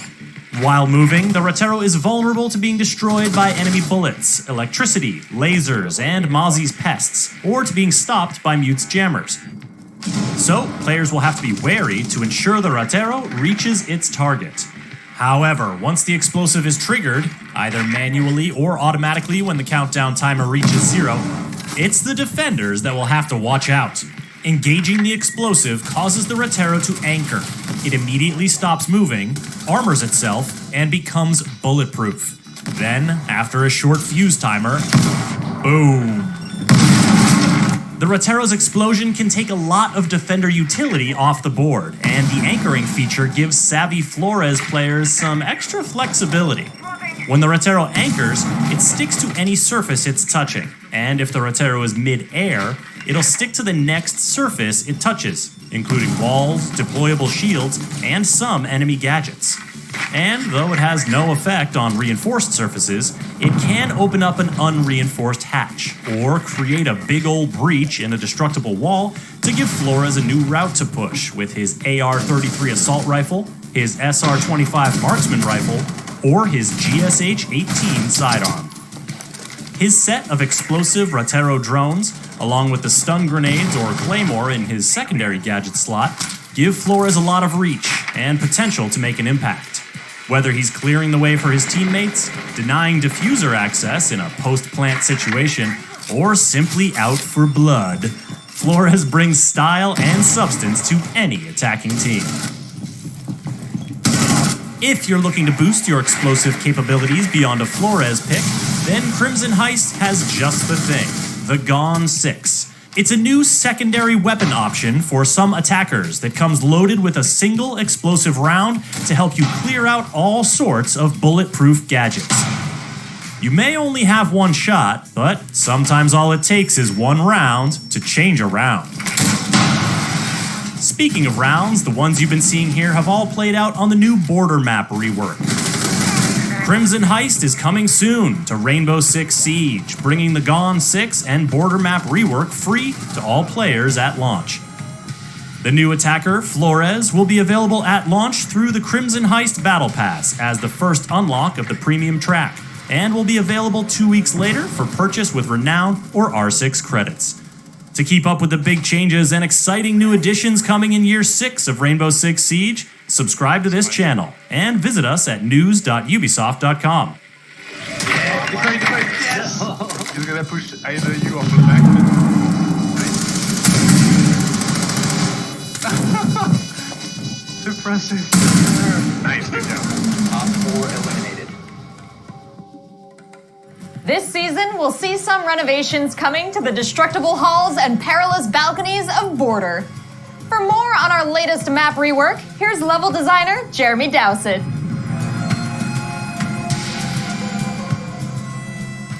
For Border, it's very easy fixes. We have an awful lot of data on the map, but it was mainly lines of sight, and some of the bomb sites were actually a little bit too congested. We've extended Bathroom and Tellers on 2 objectives. They're just a little bit bigger now, so it actually aids in the movement for the players. We made Bathroom a little bit bigger, and there's a breakable wall that goes towards Tellers now, next to the window. We also moved the hatch around. You could always get pinched in Tellers or Bathroom for adding the hatch or moving the hatch in Bathroom and changing around some of the walls and extending them, so moving the Bathroom more into Tellers and moving that window across a little bit really changes the flow of that area. We also changed Armory Archives. So the room shape has changed a little bit and it's got extended. The covers got cleaned up an awful lot, but we've actually extended it just to make it breathe an awful lot more.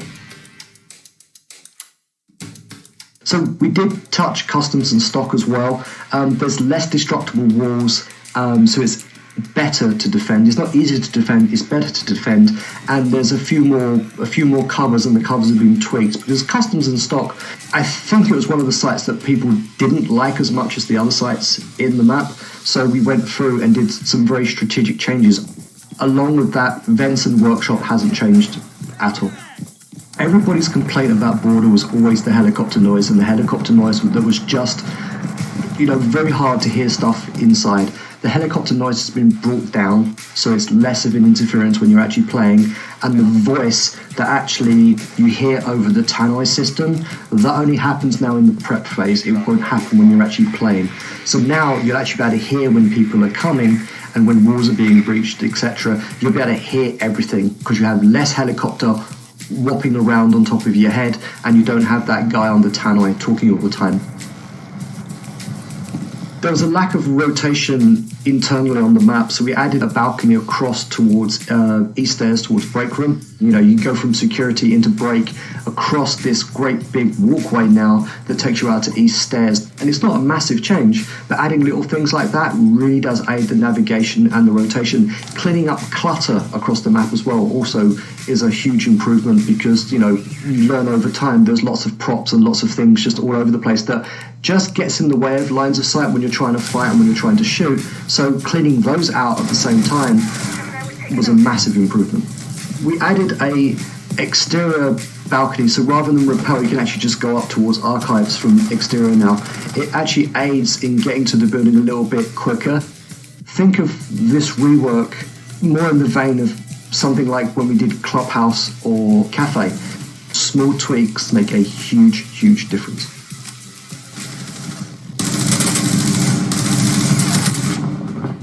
You know, we playtest the maps and we have playtests with pro players. You give a map to 60 plus million players, they're going to find things that we haven't thought of and they're going to play it a different way, or they're going to find exploits that we didn't find. And that's a great thing, which is why we have the test server. So these issues can come out and we can fix them because we are very reactive. When a map is released and goes onto the test server, we can be very reactive and we can fix them very, very quickly, which is why R6 Fix, and I implore you all, if you find issues, please screenshot it, please take a video, and please put it on R6 Fix. It is a valuable resource for us and for the community. 4 eliminated. We've given you a glimpse of Flores in action, but for more on our explosive new attacker, here's Emilien Lomé, game designer, and Simon Ducharme, universe writer. I think one of the inspiration we had is from all past gaming experiences, from like guided missiles that you could end up in the first-person view of this device and they would move forward constantly and accelerate, and you had to adapt your trajectory to find your targets. And we wanted to introduce something like that in the game. Those devices in those older games are usually like guided missile that would one-shot everyone. And recreating the oomph aspect of those devices in Siege was obviously a challenge. And eventually we retained this very large explosion. We kept it in the device, it's just that to make sure that it would not be too lethal, we added this delay. So as soon as you end your trajectory, you anchor, and you have this 3 seconds timer that starts ticking down.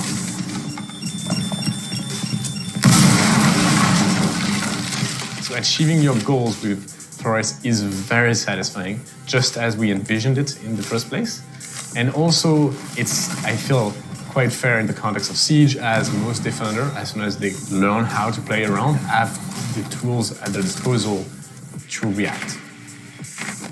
The first, I guess, role is gadget removal, like deployable shield, the Lucy, the Maestro's turret, barbed wire. Second role is to make anchors move out of position. Like there's a lot of very strong defender position in the game. It will be able to accurately place this device under the feet of a defender, and at that point, the defender has to move. He's good at clearing the way for others, but others may need to clear the way for his device. I think specifically of electrified barbed wire, and you might need someone else to deal with the battery so that you can access the site. Or you're gonna have to use one of your own devices to get rid of the entire barbed wire. The other operator is going to work quite well with are the breachers. Using the Retero in combination with a breacher is going to be great, specifically against bandits. And once it detonates, it's going to remove the battery, if there is any. And it's going to also, because the explosion is fairly huge, force bandits out of that position, which means that by the time he comes back to the wall to trick, the wall might already be open. However, contrary to Thatcher, he has to get his device in the objective room, which means that if Bandit himself or another defender is watching, they can destroy it before you get into location.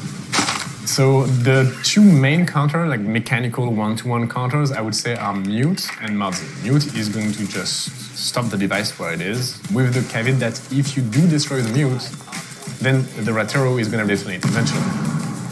The radius of the Mute jammer is bigger than the radius of the explosion. So if you drive straight to a Mute jammer, you're going to be muted before you can anchor and detonate. And if you anchor before that, the explosion radius is going to be too short to actually deal with the Mute jammer. And the other one is Mudzy. So Mudzy is simply going to jump on it and overload the device and destroy it. So both Mudzy and the Ratero are going to be destroyed in this instance. So no explosion. Mudzy won't take control of the Ratero because it's a timed device. It's not like a permanent device. It's a very loud, very big, very obvious device. And as a defender, it's going to be easy to shoot it. The main counter, if you are a maestro or bandit, is to have a friend of yours watching for the drone holes and shooting the device before it gets to you. Johnny, come careful. Flores comes equipped, as far as loadout goes, with the AR-33, which is from Thatcher, and the SR-25, which is the DMR of Blackbeard. We obviously do not have a shield on that DMR, but for the sidearm, he has just the GSH-18, so the sidearm of Fuse, for example. And for the secondary gadgets, one of the first options we wanted to give him was a Claymore, because when you use the Ratero device, you are obviously very vulnerable. And having a Claymore to cover at least one avenue of flanking on your location felt like it was a very natural fit for Flores. And as a secondary option, if we want to dive more into the chaos potential of the operator, we bring flashbangs. Combining your own Ratero and flashing to enter, this can create a lot of movements. We wanted sort of a character that was a little bit of a wild card, something you don't really expect to see in Rainbow. And we thought that Master Thief was a very good profile for that. Flores was born in Buenos Aires, Argentina. He was raised by his mom alone. It was kind of a rough childhood because his mom's health kind of slowly declined as he aged. So as a teen, he kind of got involved in organized crime, but he realized that he hated that because he saw what it did to his community, and his mom had taught him like empathy above all. He decided to go to a military college instead to see if like that kind of path, which was like more righteous, would be better for him. And he ultimately got a military engineering degree. He also learned that authority does not work with him. And he said, well, I hate what organized crime is doing to my home, so I'm going to be a thorn in their side, basically. And so he became a burglar. He started hitting big targets, crime lords, all that, to basically redistribute their money to the community that was suffering. And that's how he became known as the man from Flores, which is where his name came from. That's how he found his passion for tinkering and making his own tools, because you always need a key to open a door, and the doors are not always the same. He wasn't caught or anything. They never knew who he was until they followed the money and realized that it was being given back to the community and everything. But the one thing that stood out to them was his mother's hospital bills. They actually killed his mother, and they were going to kill him as well. But Ash found him. So she was in Buenos Aires investigating smuggling rings, basically. And she just happened upon him, and he had the information she needed. So she offered him asylum in the USA. And he was very happy to take that because he had nowhere to be anymore. So he went to Los Angeles and started a new life. Most people don't have the morals that he has. Most people that have the morals that he has don't have the skill set of a thief. So he's always felt very like, no one is like me. No one cares in the same way that I do. Yeah, going to Rainbow, he's finding some kindred spirits, and it's basically a new chapter that he didn't know was possible.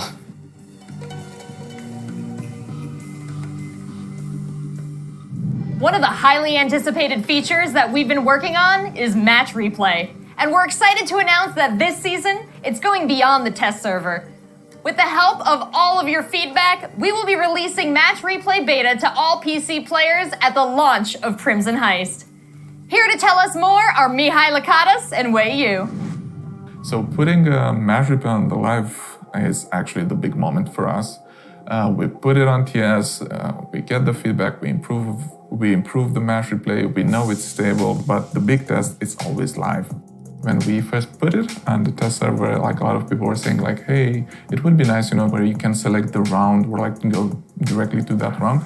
And we realized like, especially in rank, for example, it can have 15 rounds. So if you want to go to the last round, just skipping 14 rounds, that would be crazy. So coming up, you just gonna have this possibility to select the one that you want to go in. So you will be able to go fast forward or rewind, and you have also a timeline where you can actually select a point on the timeline and go back and forth and to go also in slow motion. I will take this opportunity to address to the community when you will want to go forward in time. There will be a little delay, so don't worry, we already know it's a known issue, so you just have to wait until it loads when you jump forward, but when you go backwards in time, it will be almost instantaneously. And I know people are very excited and sometimes they're asking, why it's not coming up faster? It's just like we want to make sure our game is robust and also the feature is very stable for this. But first we put it on PC, we want to see how it works, we want to make sure it's very stable, and then we want to also put it on the consoles. I think on the highest level of competition, it will help them to get even better. Just because the replay functionality will give players, analysts, coaches, and the teams to really deep dive into each round, into each match, and see what happens throughout the game. They can analyze the strategies, the timings, the positions of every operator at any given time, and that is huge. Think of a world where the biggest replays or the replays of the biggest matches in the world, of a major, of a final, of the Sixth Invitational will be readily available, that you can really watch and tune in and relive that moment as the player. I think that's probably a mid to long-term goal, but that's our ambition, and we want people to go into those replay files, be able to share it, and maybe even for us to publish this for the wider audience.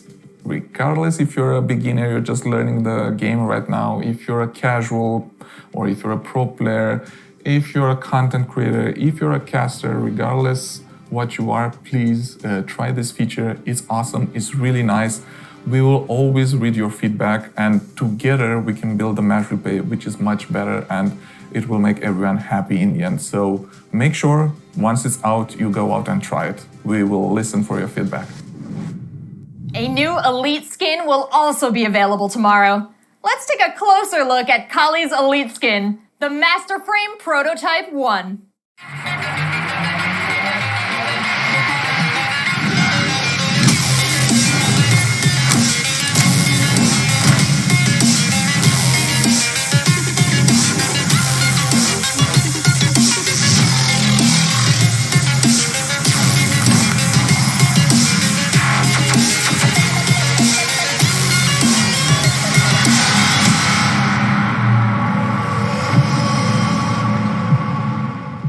Crimson Heist is dropping tomorrow on the test server with the reworked border map, Operator Flores, and match replay beta. Not to mention that brand new secondary gadget, the Gone 6. Be sure to check it out. And before we wrap up this panel, we have one last surprise that we wanted to tease today. The Rainbow Six Siege board game.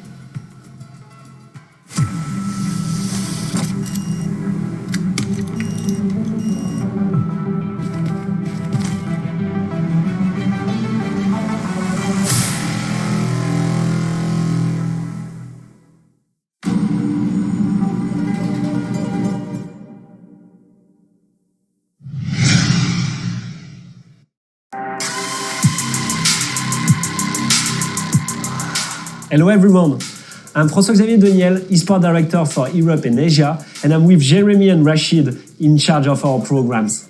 The 2020 season is now over, and it's time to look back on it and prepare for the next season.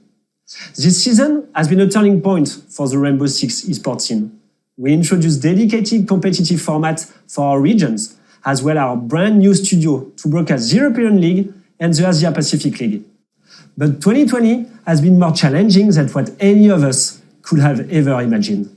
We did not get the opportunity to build exactly what we have in mind. We'll do our best to make this happen in 2021, while also improving our program based on what we have learned this year. Today, we are thrilled to present you the changes coming to the European League and the Asia Pacific League for the 2021 season.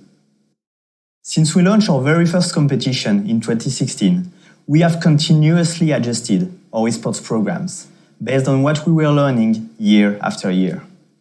This was possible thanks to the feedback we received from you, players, organizations, casters, and fans.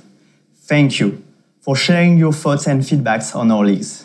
With them, we have identified 3 main areas of improvement for Europe: the timeline of a stage, the point system, and the path to the European League.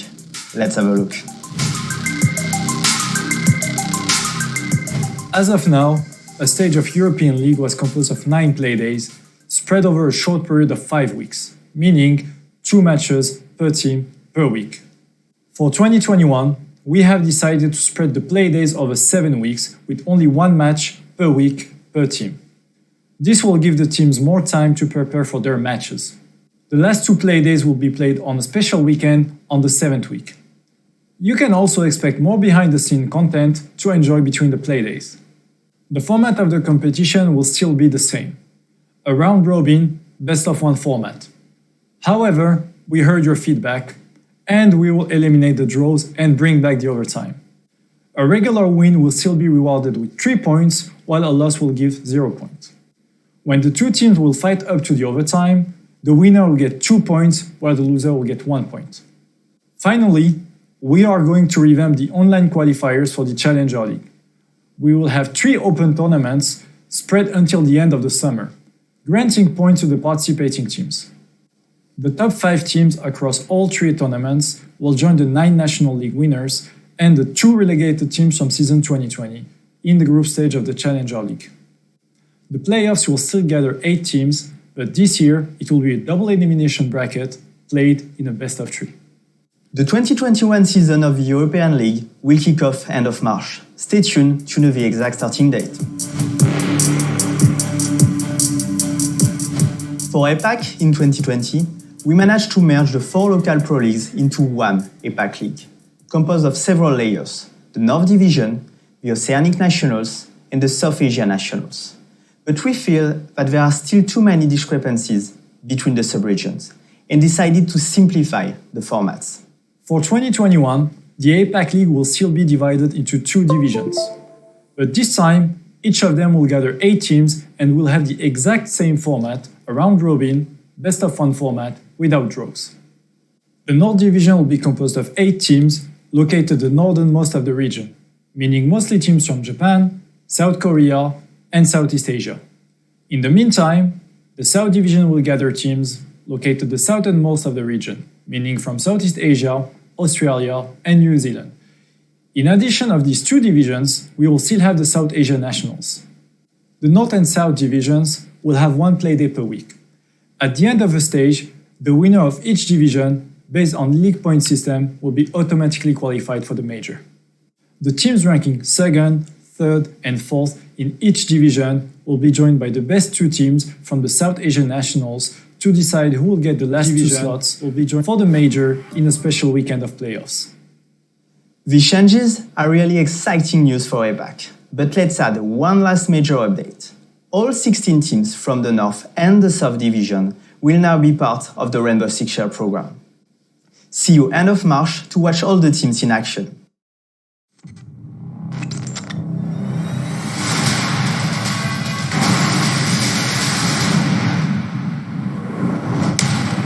We have officially arrived here at the entertainment capital of the world, Las Vegas. 2020 did not turn out to be the year we wanted, but thankfully, it is over. It's time to look forward to an all-new season of North American Rainbow Six Esports. This year is going to be something special when it comes to the NAL. We have a lot of big changes and updates, so let's jump right on in. We are proud to say that the NAL 2021 season will be returning to an offline environment full-time. And yes, you know what that means. It's LAN, baby. That's exactly right. Following strict health and safety protocols as set by the state and used during our November finals, as well as our US Division finals, we're happy to announce that all 3 stages of the 2021 NAL season will be played offline. all players will be on site live from the esports arena. Safety will be the most important factor, and all players will be mandated to follow strict sanitary protocol. Our wonderful talent in the meanwhile will remain online for now, giving the players an opportunity to enjoy the LAN environment with minimal contact with others. I can't wait to see how Stage 1 kicks off. Speaking of Stage 1, we've made some big changes when it comes to the NAL. Ubisoft has listened to fan and player feedback to make some great changes when it comes to the format that we are excited to talk about right now. Correct again. Ubisoft has updated a bunch of key areas to the NAL, including changes to the match formats, point structures, and of course, the regions. Let's talk about some of the changes. First, the NAL will feature a brand new format. For the 2021 season, the NAL will now feature a round-robin competition with a best-of-one format. In addition to this, we will also do away with draws and bring back overtime. Our point structure will allow for a win to be worth 3 points, while the loss will be worth 0 points. In the event that a match goes overtime, the winner will get 2 points, while the loser will still get 1 point. That's not all, though. Let's talk about that schedule.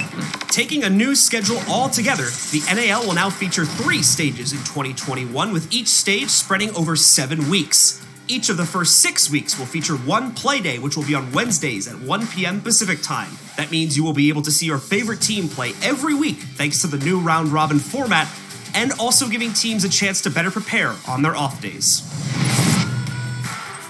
We're pleased to say that the 7th week will be a super week, meaning there's going to be back-to-back-to-back play days on Tuesday, Wednesdays, and Thursdays, meaning you can catch more Rainbow Six Siege action for our special stage-ending weeks.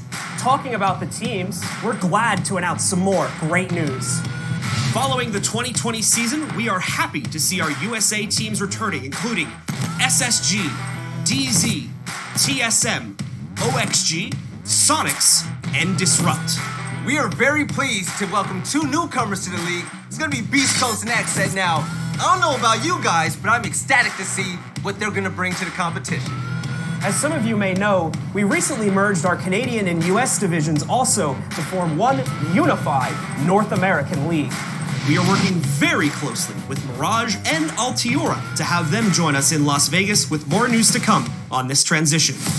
Lastly, we're proud to announce that we're combining both the Canadian and US Challenger Leagues to bring a unified NA Challenger League. This means teams from across the continent will get a chance to compete against each other for the first time and earn the chance to get promoted to the NAL. We are honored to be able to bring you these updates on this panel, and we look forward to the 2021 season. Now mark your calendars, folks, because the league is back in action with our very first play date, March 24th. We cannot wait to see you there, and you do not want to miss the action. Now until then, stay tuned for more updates in the weeks to come.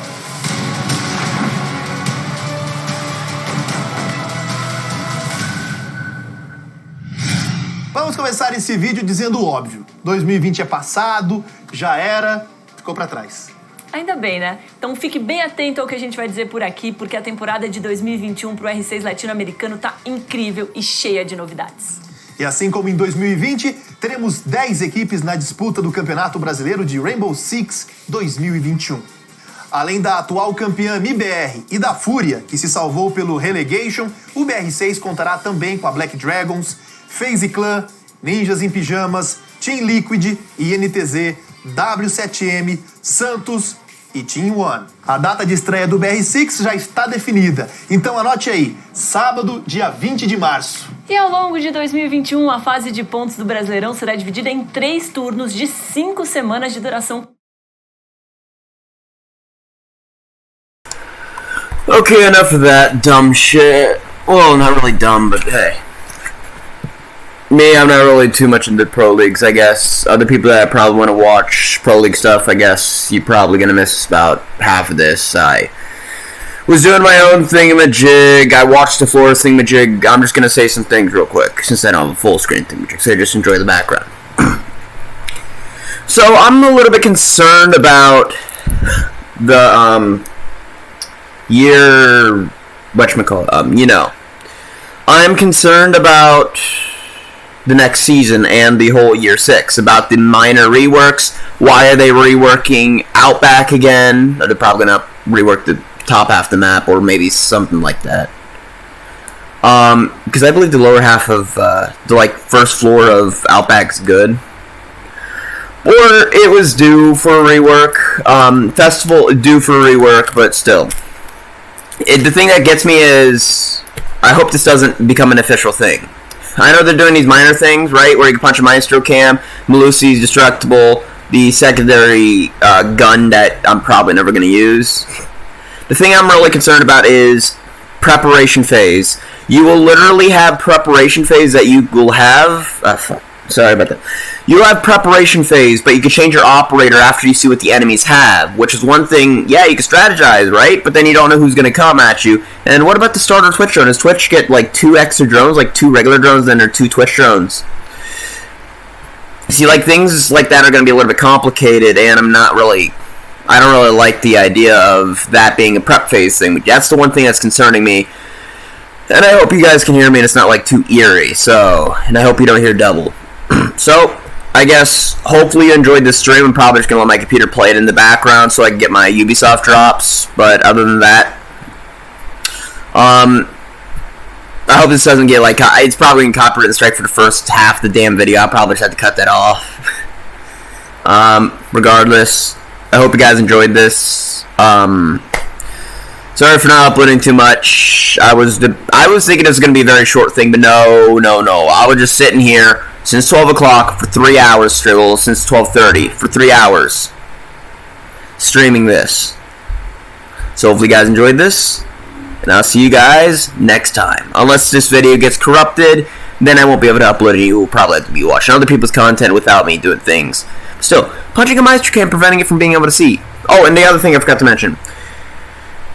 When you're dead, you can control other people's gadgets. Like, you can use them to roam, you can use other people's drones when they're dead, when they're not in use. Other people's gadgets, like, you don't just kill Echo and then his gadget still could be used for anyone that's dead. What about Dokkaebi? They never spoke about Dokkaebi, so if that becomes official, hopefully it doesn't become official unless it is already, where Dokkaebi, she can hijack people's cameras, right? Does that mean she can use Echo drones against the enemies and whatnot, and Maestro cams? You see where I'm getting at that? There are a lot of flaws here. Those are really the only 2 concerning things to me. Oh, and I forgot to mention about the Goyo. Goyo is going to completely get his shield removed, so then I can't use that peek, and that means he can't have any more floating gadgets. So you think. But still. Oh, look, they lost a lot of viewers. Does this say women's circuit? You shouldn't have to separate people by sex. I'm not even paying attention, so I'm probably getting that completely out of context. Well, leave a like, I guess. Subscribe if you want more random ass content that literally usually has no context. Regardless, I'm gonna probably upload this maybe not today. Because there's some things I want to do on my computer, so yeah, I know it's gonna take me a few hours, so I'm probably gonna start it up on Monday to start uploading. As you can see, my Xbox turned off up there with the blue screen, so I'm gonna again let this play in the background so I get my drops and whatnot. Just again, leave a like if you like this video. If you really want to see more stuff like this, I'll probably keep doing this every season to update myself and others. But it's interesting how they're doing like a U.S. Providence. Also, Flores' backstory reminds me of the Joker in a way. Anyways, take care and stay safe, I guess. Bye. Oh, wait. Hold on. What's she saying? This celebration of the pillars that support our game is truly a love letter to each of you. Each of you who are trying to achieve that next rank and level up your gameplay. Oh, yeah, each of you have found a connection with characters in and around our game. Each of you who have contributed a line of code or a piece of art to a digital universe that is loved worldwide. Thank you for sharing this journey with us.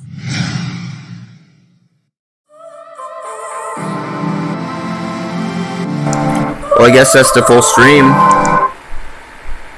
So yeah, I could have just shut my mouth, and I should have just let that all play out, but whatever. Look at those viewers drop right there. I don't know how good this quality is going to be. Yeah. Again, I don't even know if that stuff's gonna get out of test server unless it's just gonna be instantly put into the game about smacking a Mira thingamajig to prevent you from seeing it and whatnot. Also, it's interesting how, like, I wonder how the conflict's gonna go with Kali and Ash, since Ash just fucking sucker punched fucking Kali in the face because of her smart ass, little smart mouth, and they said she's gonna probably go rogue. Anyways, yeah. So I guess, yeah, that's just a concerning part that I'm concerned about for Rainbow Six Siege and whatnot. About the pre-prep where you can change your operators, the controlling gadgets and whatnot when you're dead. And there were some other things. So yeah, I guess leave a like. Did this stream end or no? Yep, it ended. About to end technically. See what Bikini Body is doing. The 22nd. So yeah, we have it tomorrow as well. So yeah, and I've actually seen a lot of people in chat. I have obviously not been able to mention all of it. There's been a lot of people subbing, a lot of people donating. I really want to, I genuinely do appreciate it. There's just been so many things to focus on today. So I'm genuinely sorry if I missed a few subs, but seriously, I do genuinely appreciate if you have been subbing. I also want to mention that I've seen some people say that they've been, they've bought a starter kit or tubs with G Fuel. I know Hilly, you bought 9 tubs, which is fucking insane. And I want to say that I genuinely appreciate if you guys have been if you've decided to try out G Fuel using my code. I genuinely do appreciate that. I mean, it does mean a lot to me because I really want to push G Fuel and work with them.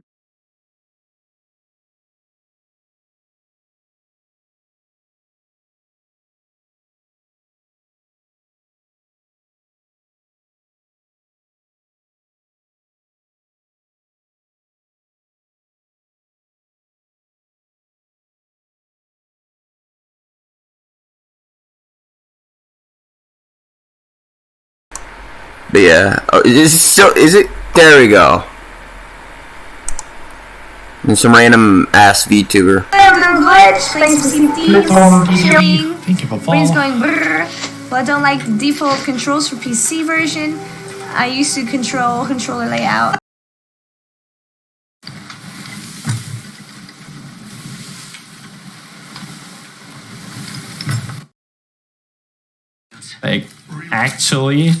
Actually fucking.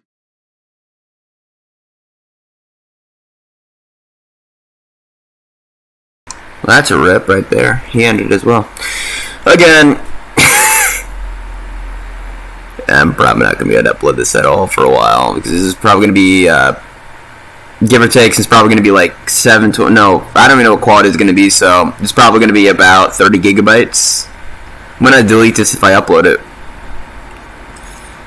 If I'm correct, it's about 40 gigabyte, well, 20 gigs, I think. I think my biggest one was like 10 gigabytes, which is like a 2-hour video. Maybe it's 15 gigs, I don't know. Well, I guess enjoy yourself. Yeah, bye. Yeah. I know you're still there. I know you want something. I want your soul.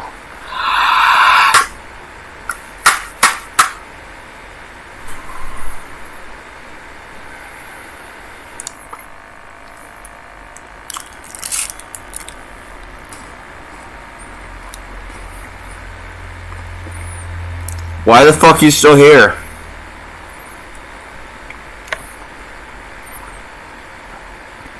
There's no fucking ASMR. Get your ass out of here. Come on, man. Go. Go.